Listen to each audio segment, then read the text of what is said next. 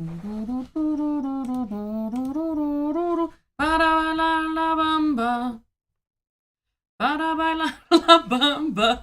know what I'm doing. Usually I got like, a video game happening behind me, so I don't have to worry. I don't have to worry about exactly what I'm saying at the beginning of stream. But I don't today because I'm doing something different. And oh boy, I am so scared of doing things different. Oh my gosh, we got a freaking first. Damn. Damn, that's fast. Hi. I'm also still waiting for my stream manager to realize that I'm streaming. It's kind of just sitting there like, you're offline, but also you're live. And I'm like, okay. Are you sure, buddy? Like, show me the preview, boy. Show me the preview. Hold on. I need my comfort Peebus of choice. So hold on, it's gonna be loud for a sec. Alright, we're good now. It's no longer loud. Care to take the first sip with me? Delicious. Anyway, fellas, happy Friday! Yay! We made it through the week! Woo! Like, we're still, it's still like before 1 p.m. on a Friday, but hey, that doesn't matter. It's Friday. I'm doing okay. I slept really badly and had really gross dreams that I wish I could erase from my mind last night, but the next best thing is to learn something new while people watch you do it, right? Yeah, that's the next best thing. So here's the deal. I did Unity's little get to know Unity thing. And it was in a 3D environment, and they're just like, this is the project window. This is the hierarchy. Any objects you create need to go into this hierarchy window. Like, everything's going to become an object, etc. It's how the program understands it in space. This will be your inspector. When you click on things, you can mess around with them here more specifically. Cool. So that was great. Oh my god, Corbin. Yes, as the ancients once said, gotta get down on Friday. Sitting in the front seat? Sitting in the back seat? Which seat should I choose? I am Ozymandias, King of Kings. That's how that went, right? Rebecca Black referenced Ozymandias by Percy Shelley. Sorry, that poem's just in my head lately, so you're gonna hear about Ozymandias pretty frequently. So yes, I went through the little, I downloaded Unity, and you're gonna see that it says Flatbird tutorial, and it's because the video I was originally gonna follow, I was like, oh, this seems pretty cool. And then I looked at the comments, and I was like, oh no, this video came out in 2022. Unity 6, which I think is the Unity we are currently on, came out in 2024, and I think it altered some of the coding syntax that you might use to program your object, and collision and all that kind of stuff. So I was like, okay, if the code in this video doesn't work, I shouldn't use this video. And I found another one that it's called something like, hey, you want to learn Unity in 2026? I got the video for you, baby. And I was like, okay, amazing. It's a long video. I don't think we'll get through it all today, but it's essentially gonna teach me how to make a 2D little spaceship game where you shoot asteroids that are coming at you. And this man very kindly provided all of the assets. You can download them. And so I have all of the rocks, I got the ship, I got the background, I got the bullets, I got orbs, I got all sorts of things. Internet tutorials and their intended platform updating since then, yet the tutorial is frozen in time is one of the core issues of the internet and knowledge transfer. Yeah. It's also just rough because all of these programs update a lot. And it's interesting to think also that the syntax of Unity has, like, how you code in Unity has updated, because it would be one thing if it's just like, oh, you're using C# or you're using Java or you're using C, and that's just how it works, but it's not quite that way. I won't pretend to know anything because I'm starting fresh, I'm starting new. I am what they call a beginner. What step is adding microtransactions? I don't know if he covered that, if he covers that step in the video. But I have the audio of the video for you all, like, fairly quiet, but I don't know if you want to hear it at all. I don't know if it makes sense for you to hear it, because it's kind of just for me.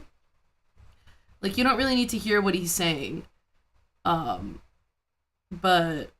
we're starting with the easiest step, I guess, which is just, you gotta put it in a background, because I thought about doing a 3D game, but in trying to manipulate the space in the Unity tutorial, I found it very frustrating, and also I think it adds a layer of complication that I don't necessarily need to fight with right now. You got a whole Z axis, and you got to be rotating things around and making sure that they line up, in all three ways. So I will do the tutorial. Learning Blender on top of Unity is a big task. Look, I've done some 3D modeling, like, learning. I learned in SolidWorks, and good God, was that a beast of a program. And this was a few years ago. Just, it was not very initially intuitive for me. Like, it didn't click. I'm also someone who struggles with,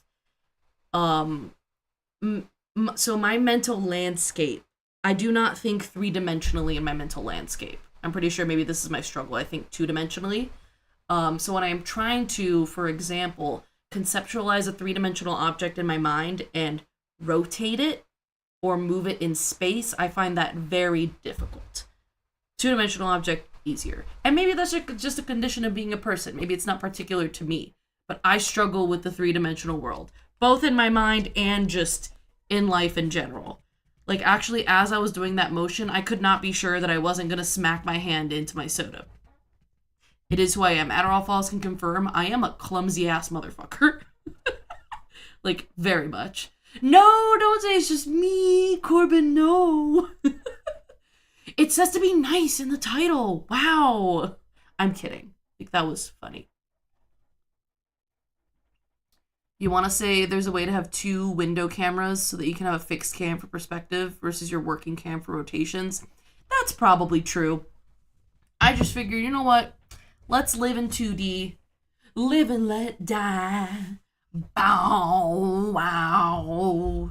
Bow wow wow. Bow wow wow. Bow wow. Natalie, just chill. Okay. Also, Dora's been all over me as I've been trying to set up the stream. She's like, oh my god, you don't need both hands right now. And I'm like, I beg to differ.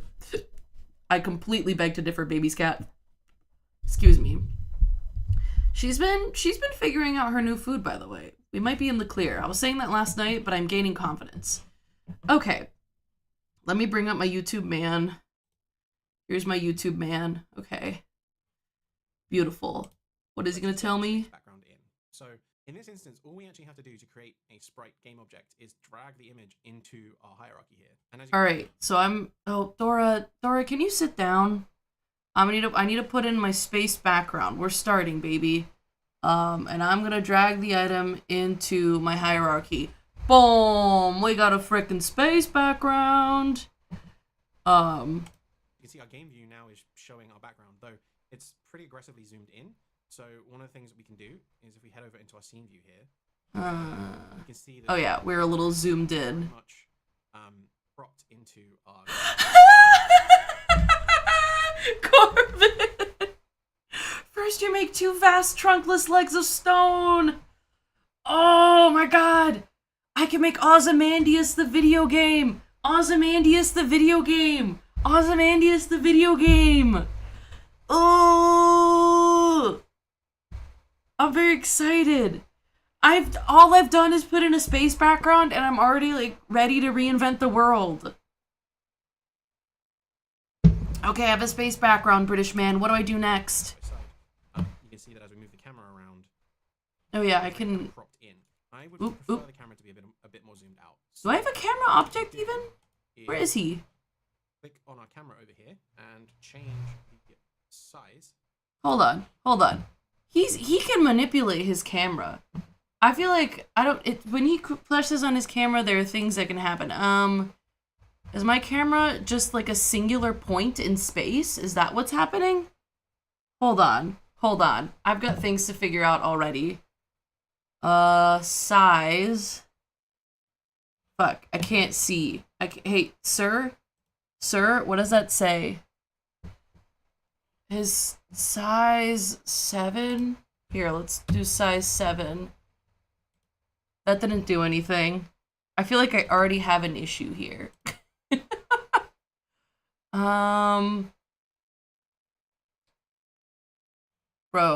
Bro.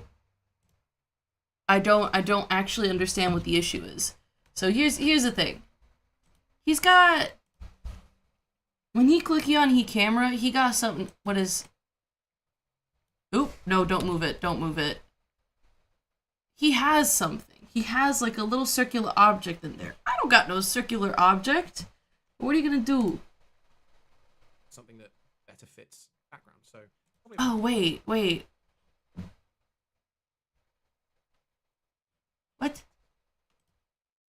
What? I already feel like I'm missing something. What do you mean, sir? About 10. And now if we look, it's a much. Oh. I see what he's doing. So, this is about what you see in the game. Uh-huh. Okay, fair enough. If my weird camera problem comes back, I will figure it out then. To fit. Let's set this to 16:9 again. There we go. All right, he likes a 16:9 aspect ratio. So, but it didn't change the thing the way he say it changed the thing.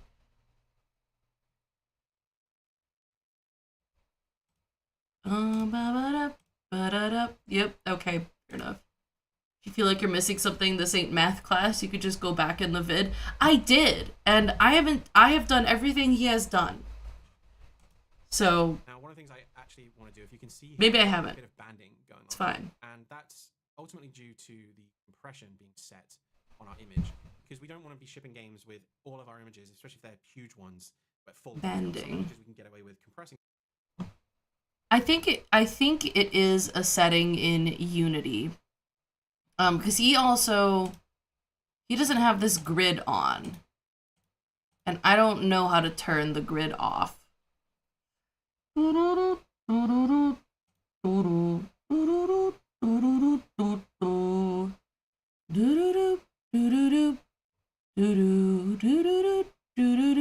don't know why that's the song in my head.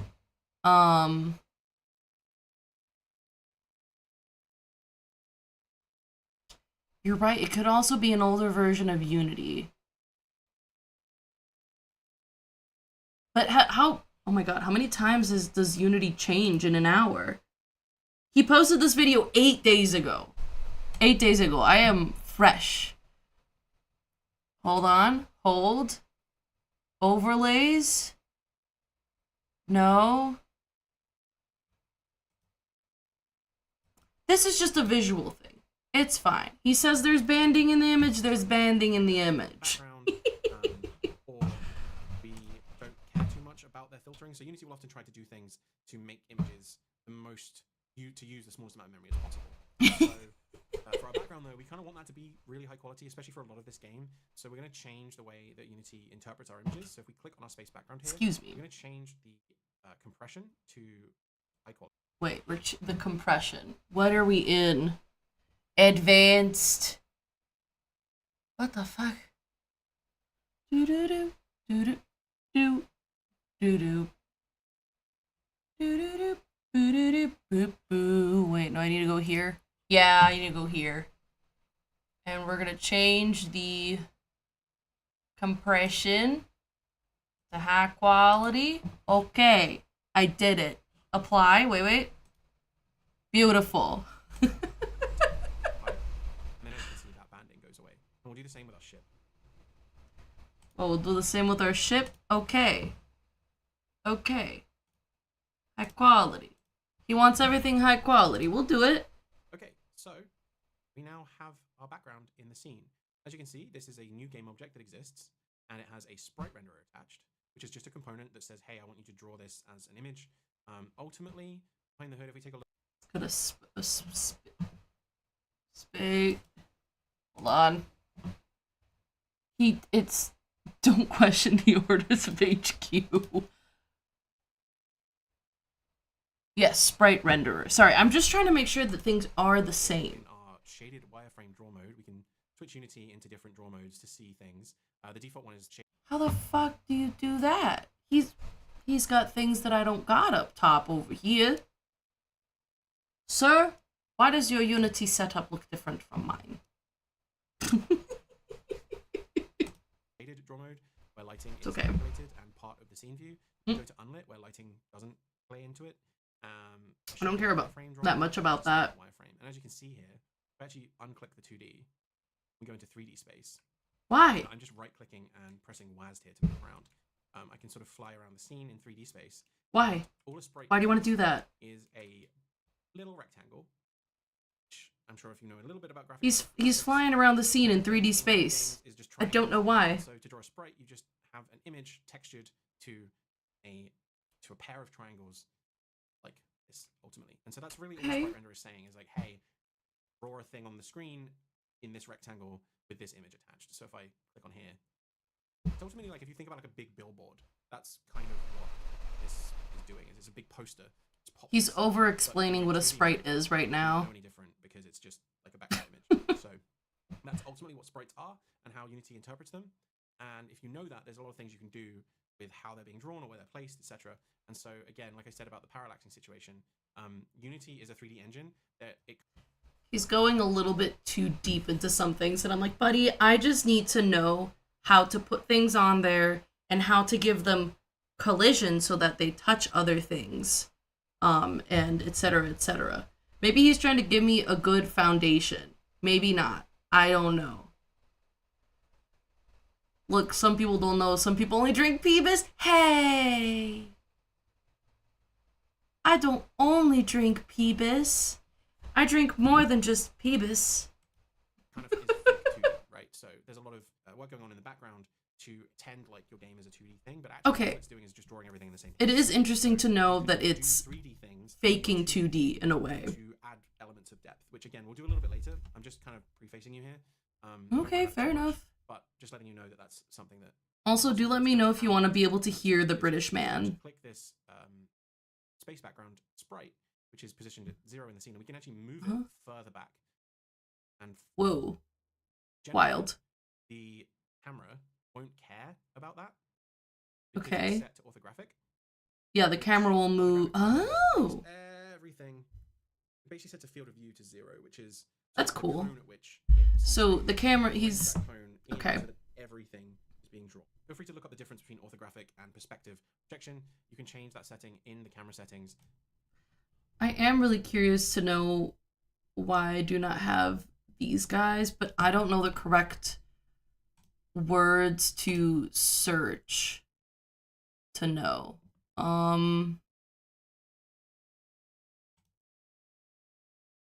Nope. Oh, scene. Yeah, scene game asset store. I have those. On panels. Oh, maybe it could be behind the 3 dots.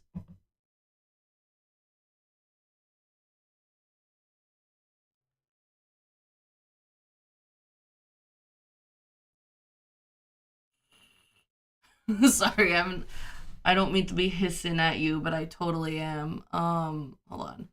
We have scene, we have game, inspectors on the right, hierarchies on the left. Excuse me, projects down on the bottom. I don't know what profiler is. That's not it, but you know, he's here now. Animation, that's not it either, but he's here now. Doo-doo-doo, boo-doo-doo, boo-doo. Overlay menu. Whoa, whoa, whoa, whoa. Ooh. Tool settings. Okay, wait, I'm learning things. I'm doing it. Grid. Oh, there's grid and snap! Why wouldn't they tell me there's Grid and Snap? I love Grid and Snap. That's my favorite guy. There's the draw modes. Fellas. Look at you telling me about the 3 dots. There is something, the thing I will admit is that there's something about, computers that I find incredibly unintuitive. Alright, overlay menu. Now I no longer need the overlay menu. Oh, no. How do I... Okay, overlay menu. Okay. Oh, he went away. But okay, now I can do the things he was doing where he's showing me the 3-dimensional. Unlit. Shaded draw mode. Oh! Debug mode. Now the question... Aha! I degridded! Wahoo!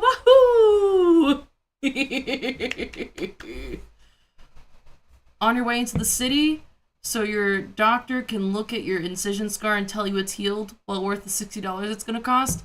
I agree. I absolutely agree. I'm not an iPad kid, and you know that. Actually, the problem might be that my parents actually very much limited the amount of computer time I got, and I guess that's not a problem, because that means that despite my ADHD, I have an attention span for, like, reading and a love of reading, and, like, am able to do critical thinking. I think the terrible combination of me getting overwhelmed easily and me not really, like, this is just so unintuitive, and then I just feel a lot of fear and I get scared to even press buttons. Like, I'm like, my brain's like, no, don't try this. But he has his stuff over on this side. I don't know how to move it. Oh, I am so smart. I feel like the smartest guy. Yeah. It's always best to have things the way that, excuse me. Usually the Peebus doesn't fight back this hard, but it's fighting back. But I find it easiest if my screen matches that guy's screen. I might not be able to work a computer, but at least I can walk and rhyme at the same time, and that's literal poetry in motion right there. I can probably walk and rhyme at the same time. It's not a good idea to ask me to walk and do anything at the same time, though. But ultimately, we're just telling it sort of what the window of that projection can be, and that's why the size setting matters. And for 2D games, you often want an orthographic one, or you want a perspective camera set to a very, very, very small FOV. But as you can see, okay, clipping plane, so we can actually determine where our camera... He's telling me about so as I bring this forward and I bring the camera forward, things. Now, the near plane, which is just what's the thing closest to me before I stop drawing, you can set the near plane, or you can set the clipping plane down. And if I bring this all the way down, so I'm just clicking on the word here, and I'm dragging, and that actually allows you to... Oh, okay. In the inspector, you can just... Interesting. Over the property, I can bring the far plane down, and if I set it lower than 15, I believe this is probably at something like 6. Okay, so if I set this to 5, our camera is minus 10 back, plus 5 will allow for a far plane of 15. But if I move the camera back further, you can see it will stop drawing anything within that box here. So if I bring that box, I'm just going to use this gizmo over here to go to a fully flat X position. So we're now... So here's one thing I've always struggled with tutorials. Sometimes, I feel like sometimes they don't make it clear enough when they are doing something they want you to also do, and when they're just showing you how things work and things that are like possibilities.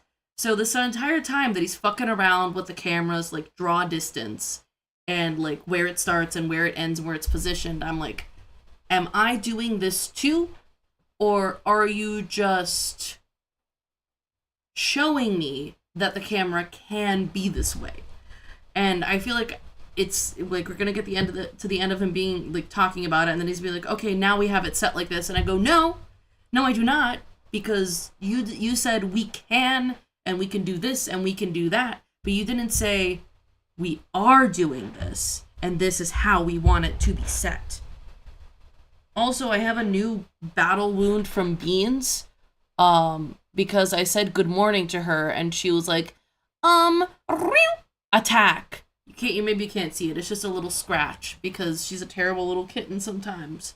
And she's not even a kitten anymore, but, you know, kitten. You were never an iPad kid, Dragon, but you may or may not be an iPad adult minus the iPad.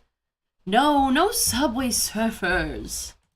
And I'm going to change this to this little button down here changes the scene view from sort of perspective mode to an actual orthographic scene camera as well, isometric orthographic scene camera. So then we can view right plane. But if you can see here, we can move this edge of the right plane here. Yes, we can move the plane. Move the camera along like so. Anyway, click this back to go to perspective. Back here, and we can press 2 on the keyboard or click this little 2D button to switch between 2D and 3D view. We'll just go back to 2D for now. And we'll reset our clipping planes. So we'll set this to something like 0.5. Set the far plane to... Okay, so he was just messing around showing us, because now he's resetting it. The main camera and the clipping plane. So his is at 0.5. I'm gonna do it exactly the same. His at 0.5. And the far is 1,000. Great. You don't need it as far as 1,000 because this game isn't going to be very big. You can probably just set this to something like 100, and that's probably fine. That's just a little overview of how the scene works and how to... Dragon, I think you fundamentally misunderstand what it means to be an iPad kid or adult. Because you're saying, like, you like to have videos on for chores and meals, and I'm like... I feel like there's a difference between, like, liking to have things on and having, like, sound and stuff like that, and... having a short attention span, being unable to kind of, I don't know, I think the main conceit of being an iPad kid is that technology and screens have destroyed your ability to exist in the real world. At least I refuse the Subway Surfers because I don't want it, not because you don't know how. Didn't want to have to explain how to train your dragon! Boom! Beautiful. Beautiful. We're getting God. Different objects can be seen by the camera and how Unity processes those objects in the scene. So yeah, we have our background now. And also, I have... Great. Whoa, no. I have this man at 1.25 speed. Rename, you can right-click and choose rename. Or you can Why? double-click on slowly, and that chooses rename. Or I think you can press F2, and that also... Okay. 3 ways to rename this thing. Or you can go up here and name the object in the inspector. So... Okay. I'll make that space background. There are... He just renamed space background. He has it as space _ background. He's like, we should rename that. And then he renames it to space background. And I'm like, you didn't... removing the underscore does nothing for you. That's insane. It's not... So, Dragons, like, how much screen time you experience is part of it, but it's more about the effect of the screen time and whether or not you are reliant on the screen time. Is what makes you like an iPad kid. It's like the basis is those children whose parents couldn't be fucked with parenting and they don't want to deal with the kid, so they keep giving the kid the iPad. Like anytime the kid is screaming or unhappy, iPad. So the kid comes to be reliant on the iPad to calm down, to feel happy, to feel centered. They might even be more connected to the iPad than they are to their parents. And so then they haven't developed any of the skills they need to interact with the world around them. They don't know how to ask for things. They don't know how to talk to people. They don't know how to, like, interact, essentially. They just know scream. Yeah, you probably did just want to rename it on screen. Like, fair enough. I get so focused on the literal of it that I'm like, this is not helping me make the game. What do you mean? To do things in Unity often. It really just depends on your workflow or where you're at a given time. So the last little bit that's worth pointing out is that if our camera is slightly higher than our image, you can see here that our background is, because we only have... This is only just like an image. If our render box, sort of perspective box that our the box in which things can be drawn by our camera is outside of the view of this background poster that we have. Yeah, it makes sense that he's like like focusing on making an actual tutorial and intro and general usage. I think I'm just a little bit impatient, and I'm like, no, show me how to put the things. The Warren Museum is moving downtown. The Warren Museum.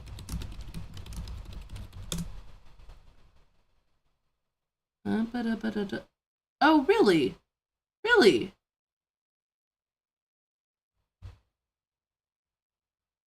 Huh. Oh, you could see me looking this up. I forgot that I captured this tab. That's wild. Yeah, that's not gonna be good for traffic, huh? Oh my god. Yeah. Yep, it's the tourists. That's why it's worse than the witches coming back. You know what? Bring the witches back. I don't mind. Ooh, boy. Renaming just to underscore a point. Yeah, it's okay. It's okay. It'll be fine. It'll be fine. It'll be fine. Sir, tell me where to put the spaceship. To drawing this ugly blue color. So to change that, what we can do is we can go down here in the inspector with our camera selected and choose environment. And in the environment drop. Hold on. Environment.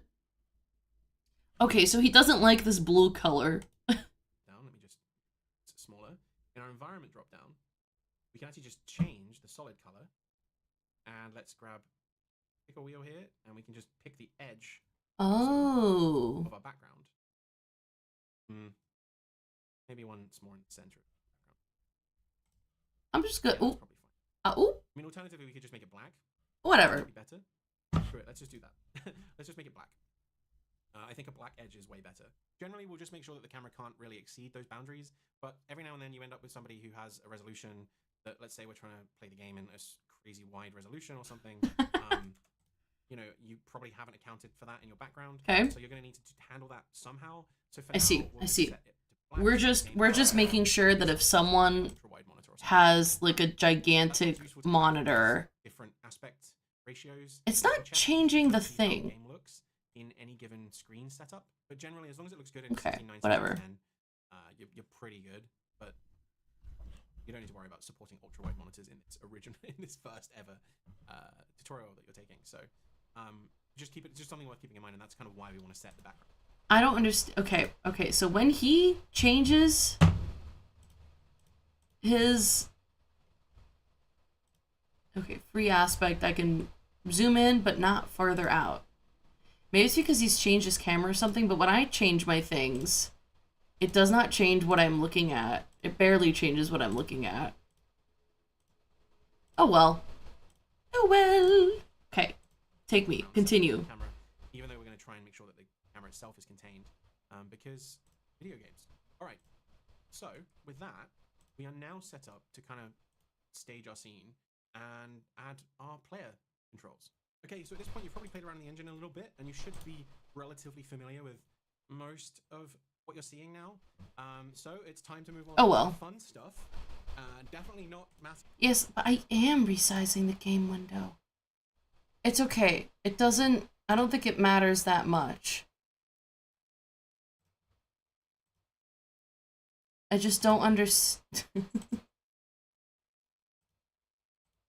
Ooh. It's okay. It's okay. You might enjoy hearing the British man. Okay, hold on. Natalie's figuring it out. I'm worried that this is boring. You will have to tell me if it is boring. Okay. Relatively overwhelming bits of the game, which is actually like making the game happen, and that means. Can you hear the British man? Doing some coding. Do not worry, have no fear. I'm going to guide you through this, and as you know, I've been making games for a while, so I'm going to try and guide you through a way that will set you up to continue developing. Can you hear the British man? Tutorials will give you sort of very basic information, but I do think it's really important to start with a lot of fundamental programming practices. And I'm going to try and guide you through a lot of that already. All right, I can make them less quiet. So I always err on the side of very quiet because I don't want to blast your eardrums out. Like I said, don't be too overwhelmed. This project is relatively simple. How is he now? It should give you a great bouncing off point to continue learning how to code from this point forward. But really, the great thing about Unity and because it's so modular, I see. you can learn programming in very small, digestible chunks. So do not fear. We're going to get through this, okay? I shall not fear, British really, man. Really not as scary or daunting as you might think. And the great thing about it is once you learn a few concepts and you learn some more concepts, you can start to combine those concepts into new and interesting ideas that will help you develop more and more complex games. You've really just got to think about programming as a tool, and you're really just learning how tools work so that you can continue to design and develop more interesting things. Generally, as an aside, I think that's one of the ways that I would like to try and communicate this, is that if you are a woodworker or a carpenter or I'm not a woodworker. You know how all the different components and I could be though. Box work, and by learning these different pieces of tooling, for instance, these different things that code can do, you can This is fair, dragon. Build more and more things, right? So if you are not familiar with a drill or a power drill or a saw, you're not going to be able to drill holes into things. Once you learn how to use the power drill, you can drill holes into things, right? Versus a hammer to nail things, etc. And then you can start to construct more complex objects. I could use more hammer. Based off of that knowledge. Look. And that's really, really all that code. I cannot tell you how satisfying it was for Adderall Falls to like walk over to the shelving unit that I made more sturdy and like put something down and be like, yo, this is solid as a rock. You did a great job, babe. And I was like, yes, yes, yes. It's good.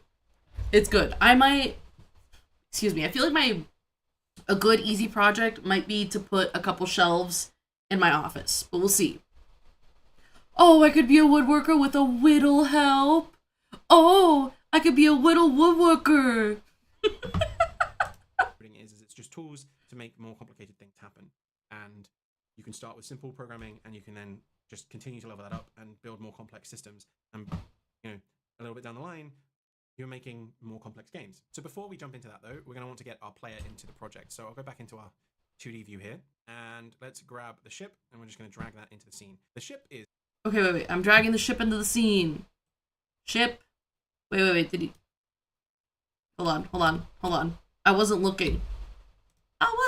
Making more complex games. So before we jump into that though, we're going to want to get our player into the project. So I'll go back into our 2D view here. 2D? Let's grab the ship and we're just going to drag that into the scene. The ship is huge. I looked away again.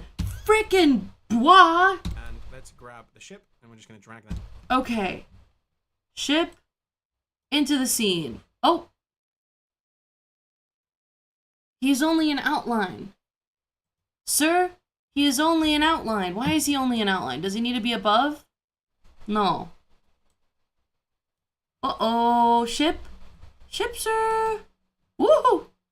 Woohoo! Where is he? Whoa, where is he? Oh, no. Yeah, don't... How? There's a way. There's a way.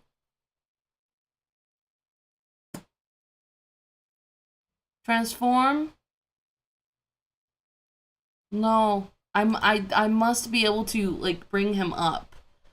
That's the scale. React. Nope, that's complicated. You're sure everything's ship shape? Ship, sir, what are you doing?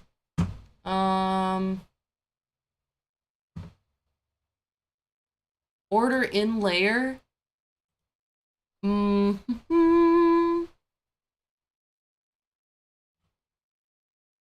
I thought I did drag it on top. It's on top of the background, but it's still not there. Hold on. You're still 0 order in layer. Why? Ship? I'm trying to see if I have any of my settings different than his. I don't think so.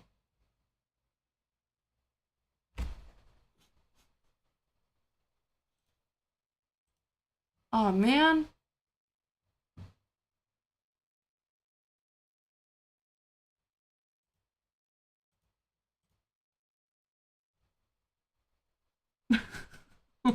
Into the scene. The ship is huge, so why don't we make that a lot smaller? Before I can...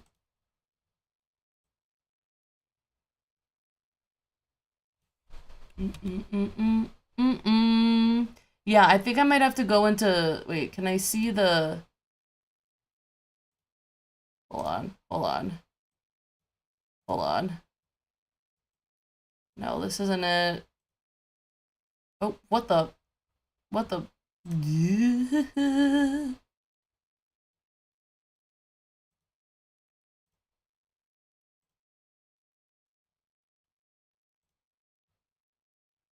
How in the...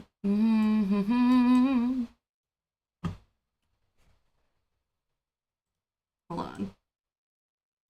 How in the... Natalie's losing it a little bit. Oh! I found the button that he has, by the way, that I'd been looking for. Okay.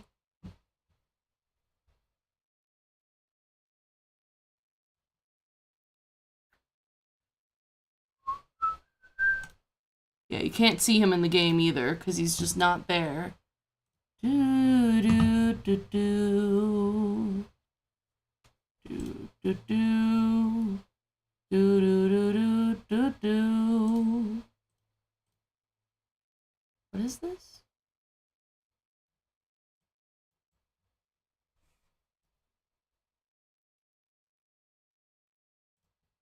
Aha! Okay.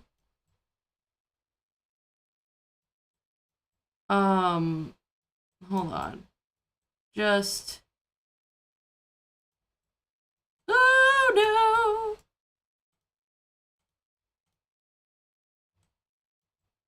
Oh, God. Put me back in 2D, Chief. I got scared. How have we gone wrong so quickly? Monsieur Ship?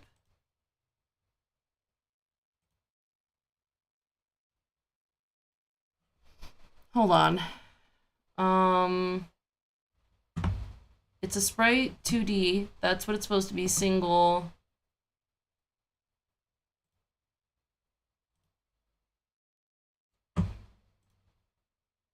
See, because now it has the background, so that was correct. Input texture alpha.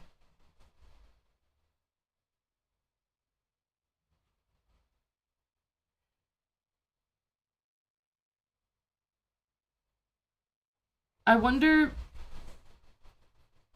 This is... And it's funny that this isn't even something that he's mentioned. Like, what if you can't see your ship? Because in the hierarchy, his ship is below the space background, but it can be seen. And I know that I have my camera set the same way he has his camera set. No.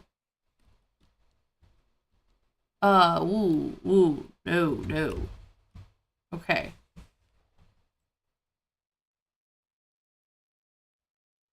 I feel like if it was... Here's the thing. If it was, for example, behind, like underneath the background, would I not see it on the other side? It seems just perfectly transparent. Actually, I will do another test. Let's put a big rock. You also can't see the big rock. Above that, above the main camera even, you cannot see the big rock. Whoa. Delete big rock. What is happening?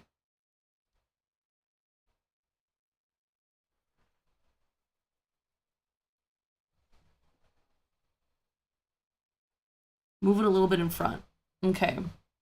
Could be on the exact same level. Okay, hold on. So, if it's at position 000, wait, it wouldn't be X or Y, it would be Z.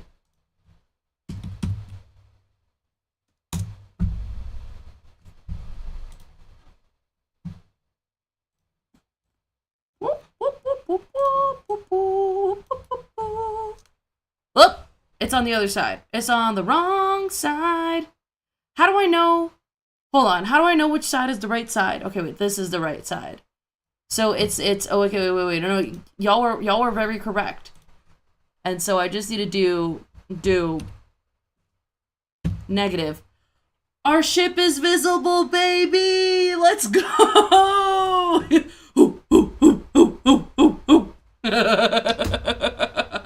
All right, thank you. Also, I'm glad that I have folks in chat who are like kind of familiar with Unity.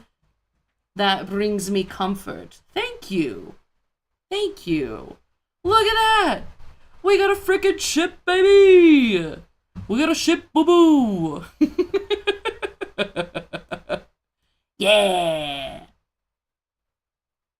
Oh, you got no clue about Unity? Do you just have good thoughts then? Or alternatively, we make the background bigger. Maybe we do that because our ship here is scaled to 1. So potentially, maybe let's scale our background up. So let's click the link button here. And I'm actually just going to bring this up to maybe like 10 times this. 10. Okay. Okay, so space background, link, and then he wants me to say 10 because the ship is supposed to be small and the background is supposed to be big. Got it. You're more familiar with the 3D side of Unity. Honestly, I feel like the 3D side of Unity is more complicated anyway, so... Size? You're good, dude. We'll go 5 times that size. Okay. Split the difference, we'll go 4. 4 times this. Okay, we'll scale. Oh, 4? Okay, we're changing our mind. I am doing whatever this British man tells me to do, I will be doing it. And I think, so this video, just to be perfectly honest, this video is 6 hours long. I don't think I'll be streaming for 6 hours. So, however far we get is however far we get. I do have a little bit of experience coding with Java. I did an introductory computer science class in undergrad, and then I did half of the next class, which was about oh god, I forget the name, but it's things like linked lists and array lists and arrays. It's not systems, it's ways that you organize information and that kind of stuff. And I got like a 50 something on the midterm, and I freaked out and I thought I must be the dumbest person in the world and like this is not for me. Turns out that was only like 2 points below the average of the entire class, and I was like, and I didn't realize that. I dropped the class immediately. I was like, this is crazy, I can't do this. And then I found out later that actually I was kind of average, kind of normal in that class, and I was like, oh, okay. And this was at UMass Amherst that has a really robust computer science major, and that class, they specifically made it so difficult because they wanted to get people, make people drop the class because there are too many computer science majors. And I'm like, well, that's wild and rude. And my professor was really mean. Anyway, I'm not saying that I was great at it, but I certainly wasn't bad at it. Yeah, I don't know what this British man is doing, but I think he's taking us through, we're going through, oh, the next section is called writing our first script. So we're setting up the player. And also, they make you take the exams by hand. So you're writing code by hand, even though the entire course you're not. You're writing in Eclipse, and Eclipse will tell you if something is possible or not. So yeah. Yeah, I don't know. And but it's very normal for universities to require students to do like handwritten exams. And I think again, it's crazy. And I told my mom about it, and she was like, oh, I never code by hand. The most I do by hand is pseudocode, which I'm like, yeah, pseudocode you do by hand so you can kind of get the shape of like, okay, my code needs to like look at all the data first and then sort it this way and put it into, for example, an array list, and then we need to pull these types of codes and cut this and do that. Like, ugh. Okay, like you're right. A whole second major just to code my poetry is a bit much, but you know, coding by hand only makes sense when your input method is punch cards. I know that's a pun, but also it's just, it feels too true. All right, so we've got our object in space. He has his grid on again, so I'm going to turn my grid on again. Beautiful. Grid on, grid off, baby. We'll scale the scene up, the background up 4 times. Again, you can, if you can see here, this is the rect tool in Unity. You can actually just grab a corner and drag it. Oh! Or you can hold Shift, scale uniformly. Oh, interesting. Okay.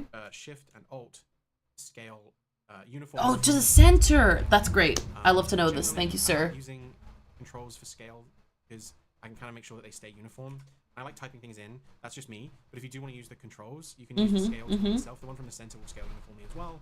This will scale the y-axis. Oh, you need to turn off. You can use this button to force them to be uniform. Or yes, okay. So, I don't like to do vibes based. I prefer to enter the numbers. So you need to turn it off to make everything even. And you can just type that in. I'm pressing tab, by the way, to switch between these. Click this so that it stays uniform. Thank you, sir. This version, it doesn't stay uniform, so just keep that in mind. Use the scale tool if you want to make sure that you're scaling things uniformly. But if you want to be non-uniform, then do this. But then make sure that if you do want to reset this. Oh, I'm so impatient. I can see it in myself. Okay. Bring it back to uniform. I didn't know you could do that. I've learned something today. If this is non-uniform, and then you bring it back. What happens if I change this to 6? Okay, it then makes everything that size. Okay, so it just makes whatever you set before across the board. Good to know. See, even I know a ton of things, but I'm still learning things in Unity, so you don't need to feel bad. It's a constant learning experience. That's why I love doing this as well. Every new game I work on is a new experience. I agree, Dragon, that you deserve a little bonus coffee today. There's new features being added, and you did a difficult thing. It's a never-ending process of knowledge. Anyway, indeed, Mr. Codeman. This back. So, grab our camera. Next, camera. We'll get our camera back into position from earlier. Set the projection. We're actually going to bring the projection size up. Again, something like 40 will do. Makes sense. It's 40. You're setting the projection to. Wait. The projection size to 40. Okay, right. Because we increase the size of our background. Got it.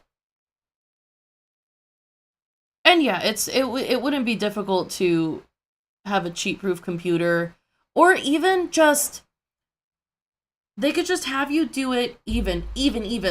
This would be better in a Word doc, so that you are working in the form factor that you're used to working in. Because even that makes a difference. You're used to typing your code. So when you move to writing your code, it kind of... You're subverting your brain's own memory and memorization method.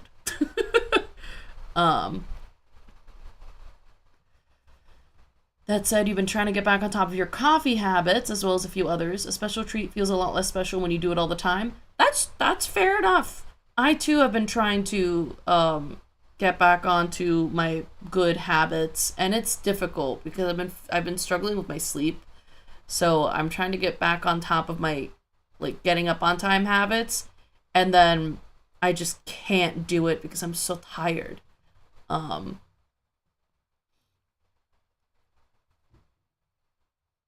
Can't believe you went through your little bullet point script and she was like, agree to disagree after a whole lot of blame shifting.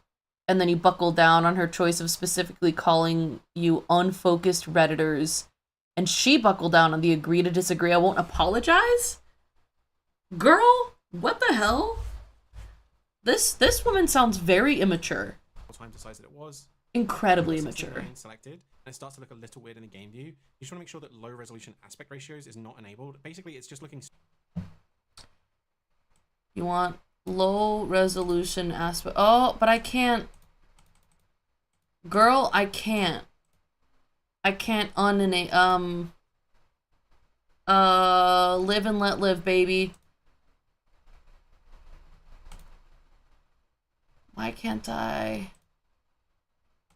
Well, oh well. Oh, she is and very insecure.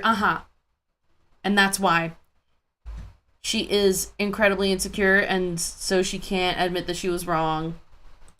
Strange because I'm sorry, bro. It was scaled and so it's doing some weird filtering things. If I change this to 1920 by 1080 and then set this to 1, you can see that it looks clear. So just make sure that when you're in 69, you set this to disable the low resolution aspect ratios, and now that looks much better. I don't care that much about how it looks right now. So let's go to 35 maybe. See how that looks. He's futzing. Let's go 30. Girls, he's futzing. One of the other things you can play around with is to turn compression off completely, or you can change the filter mode and see if that makes a difference. Sometimes changing to point mode and generating MIP maps makes a difference. Whoa, That probably looks like. whoa. What are you doing? What are you doing? What are you...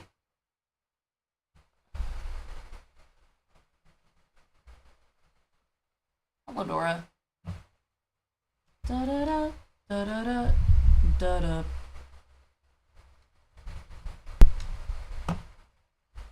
Did Dora step on my keyboard? What are you looking at, bro? The inspector.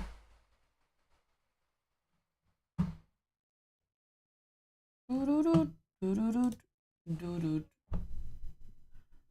is not what he's looking at.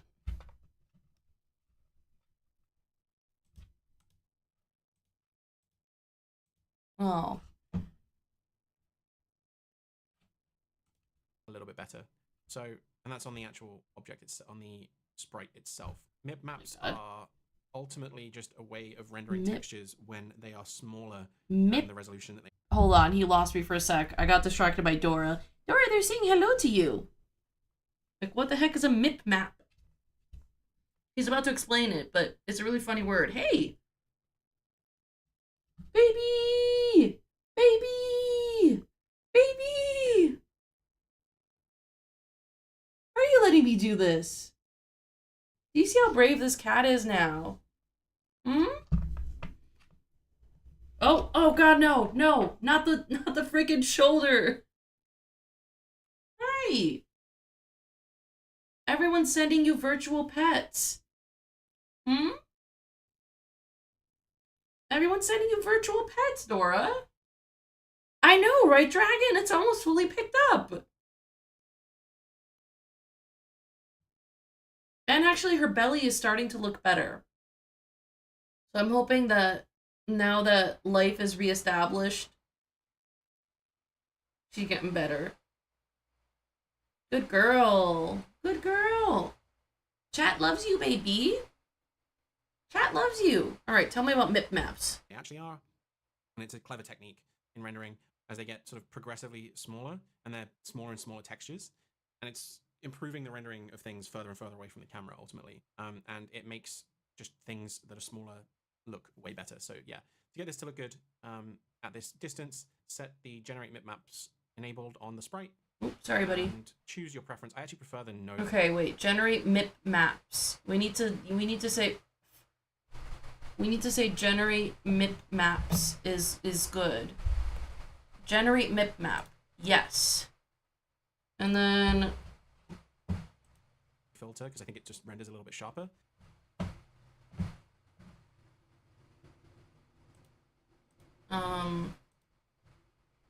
MIP map what?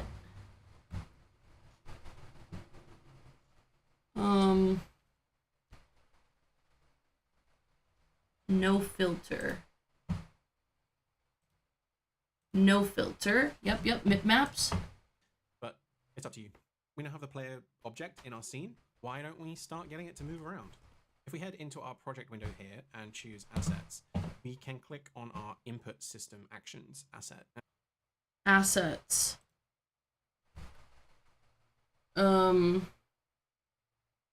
Flat input system actions.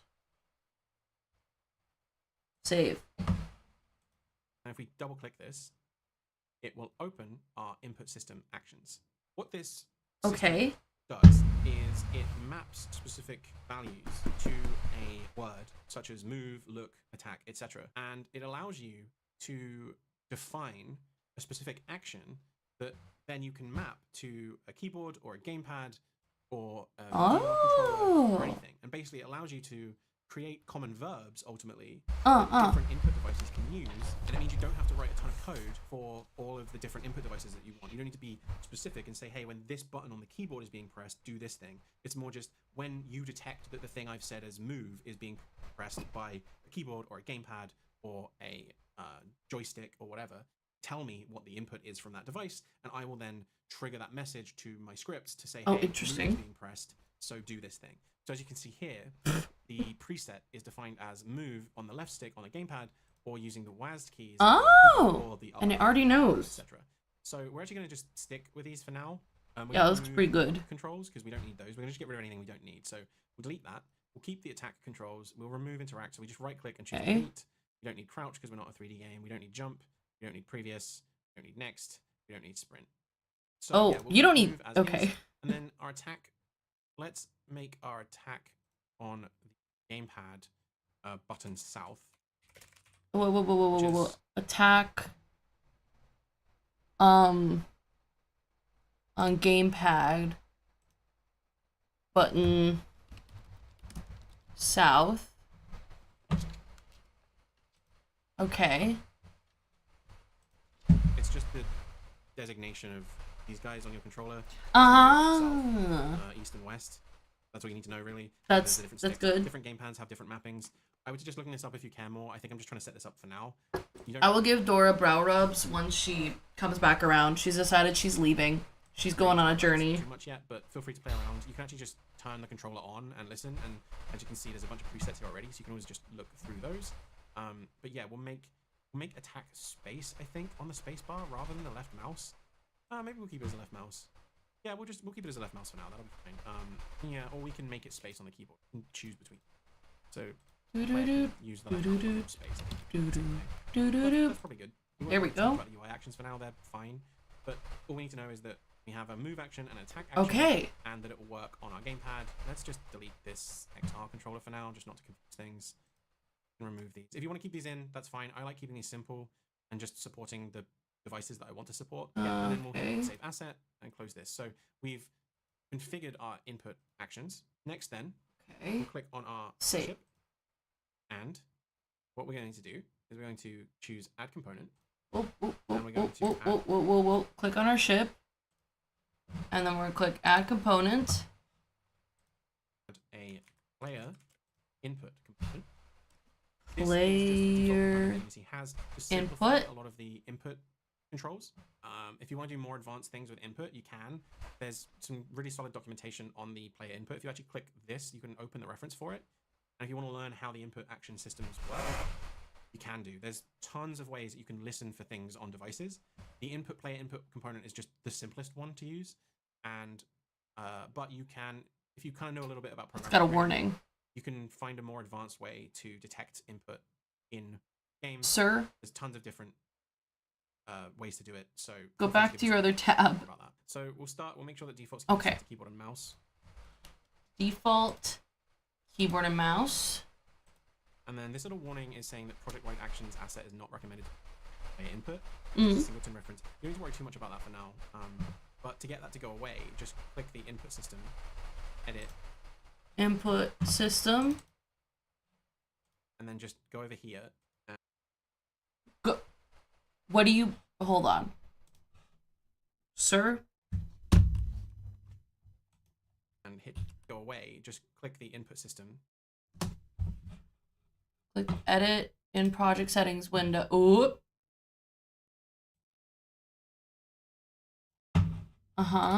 Edit. And then just go over here and hit delete. And that will now...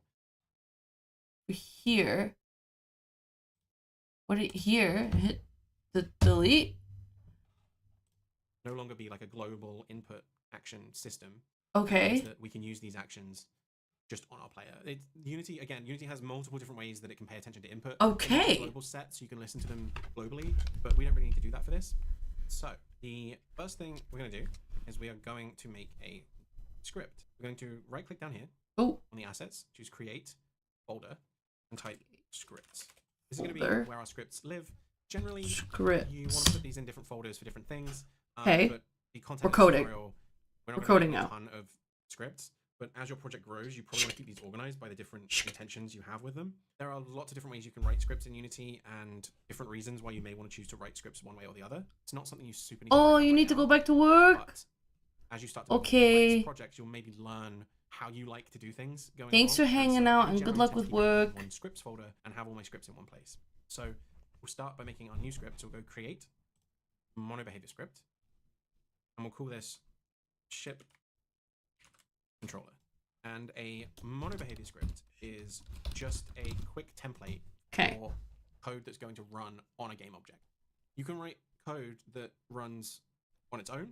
Good luck, Dragon! On a in the editor itself, so that you can write tools and make the process of making games easier. You can write code that is just data, and you use to. Whoa! I think Dora went to have a little nibble of her food. Cause holy moly, it smells like tuna in here now. Giggity god dang, buddy. Whoa. Oh god.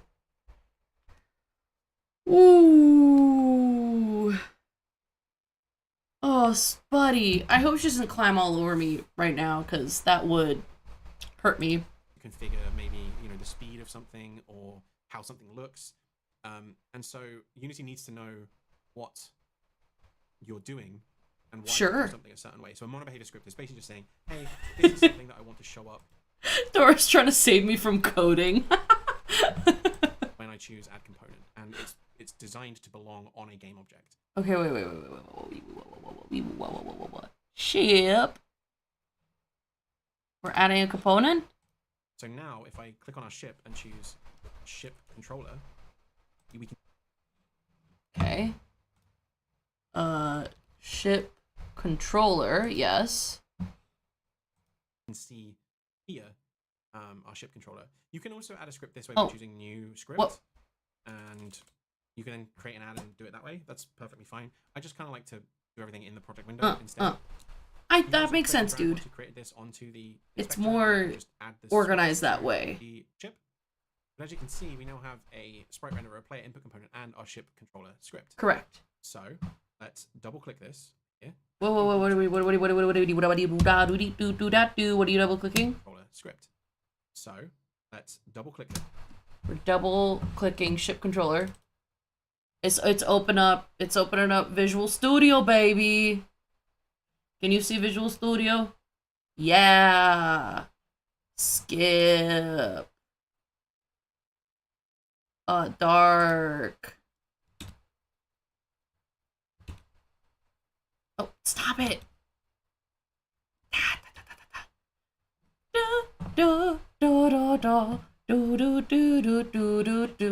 Visual Studio's taking its time. Boo-boo-bop-boo-boo-bop-bo. Yes, allow. Oh, I don't know if you can see this. Uh-oh. Okay. I'm in Visual Studio. Yes. It's the first time I've ever opened it. Okay, so welcome to code. Welcome to where video games are made and how we can tell our video game do things. Help, sir, I'm scared. There are tons and tons of programming languages, and Unity uses C# as its programming language. It's a Microsoft. Is C# similar to Java? I'm gonna ask Google. Is C# similar to Java? Reddit says it is. They're both. Oh, they're object-oriented and strongly typed. That's pretty good. It's pretty good. I need to open the script again from Unity to see it on Visual Studio. Okay, good to know. Ayo, Unity. Open this guy. Oh. Open. You're amazing. Thank you. C# is similar to D flat. Oh, you're right. Some might even say it's the same thing. Oh, this is taking me back. Can I zoom in? Make it bigger. Yeah, making it bigger. Honestly, 200%. Yeah, now I can see. Can you see? Yeah, baby! Sorry, I'm a little giddy. I'm kind of very excited. Language, and it is really, really, really well documented. I love this language. I think it just makes sense to me. Sometimes it can get a little complicated. That's right. That's right. That the way that it's built is really friendly. You will learn potentially. So, I already see some things that make me feel pretty good, and one is that you got your open and close guys. As long as all your curly brackets match up, you should be good. The other thing is that commenting is the same. It's the 2 slashes. What's also nice is... Oh, what's interesting is you don't have the... Okay, you got your semicolons. This is great. This actually looks very similar to Java. Okay, girl. Other languages as you move forward. The cool thing about learning a programming language is moving from one to another one isn't that difficult, because it's really just like speaking a different dialect of English or speaking I could see that. Slightly different terminology for things. And in some cases, it's just the difference between, say, like American English and British English, and they can be very, very similar. So one of the reasons I like C# so much is just because it does make sense to me, and because it's so well documented. So if you do want to learn a little bit more about C#, you can go to this URL here and get access they'll teach me? Language documentation. Cool. Fundamental concepts of C#. So something to keep in mind is that you can write programs outside of Unity. C# is the language that Unity uses. I never really liked the uses to write your code. So it won't be practice of putting the curly bracket directly underneath. Basic, it makes sense visually, syntax, the sort of words but I like to put it on the end. So I'm going to try my best to explain it. If you do need a little bit more detail, if you come in here and look up whatever I say, it should show up for you. You can always just Google that as well.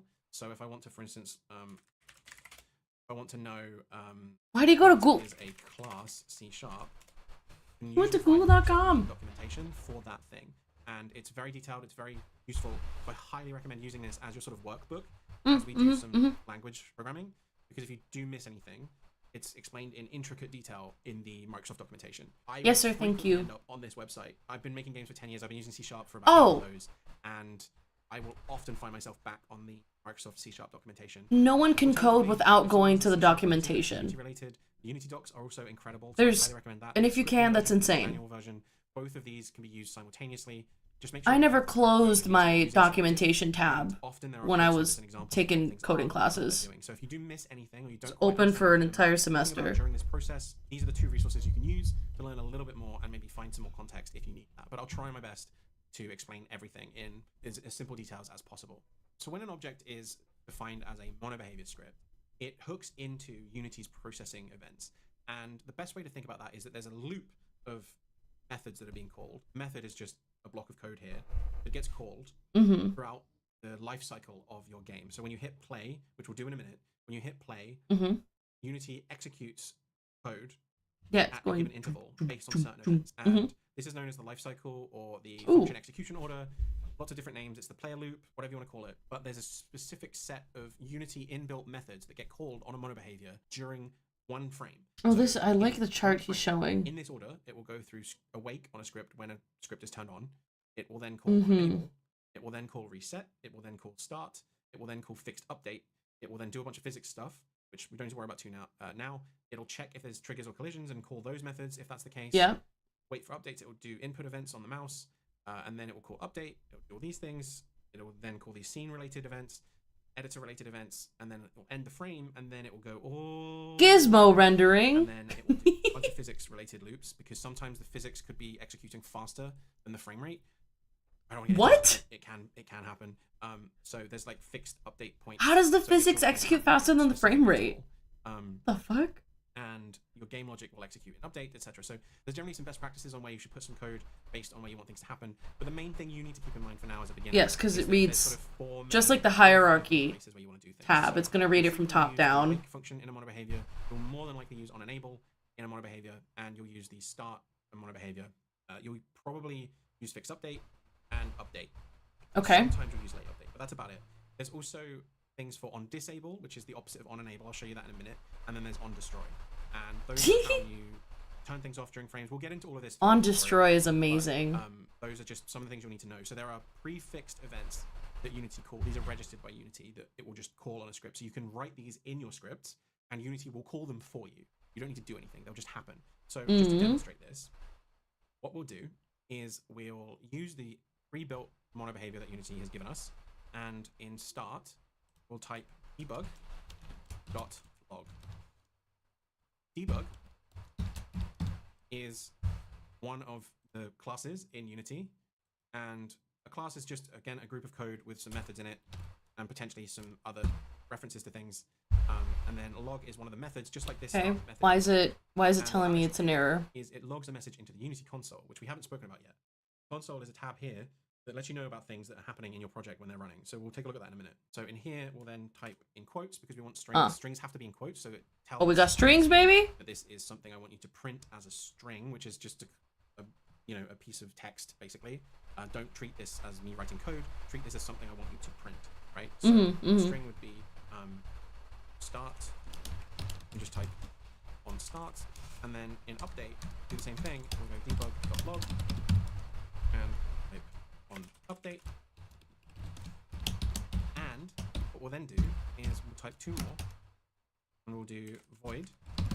So what is void, you're probably asking? Void is saying I don't want this method to return anything. Don't worry about that. We're going to get into that in a little bit. But basically, you type void in C# to say this method doesn't give anything back. It doesn't. You don't need to expect me to be passing something back to you. It's just a method you can call. Okay. Okay. And in this instance, because we haven't declared it as public, other things won't be able to talk to it. Okay. Yeah. In a bit, I'll break down the components. God, this is really activating parts of my brain I haven't thought about since undergrad. Unity-based function that Unity will call. So call on enable. As you can see, it's sort of predicting things for you. And we also want to make another one under here called void.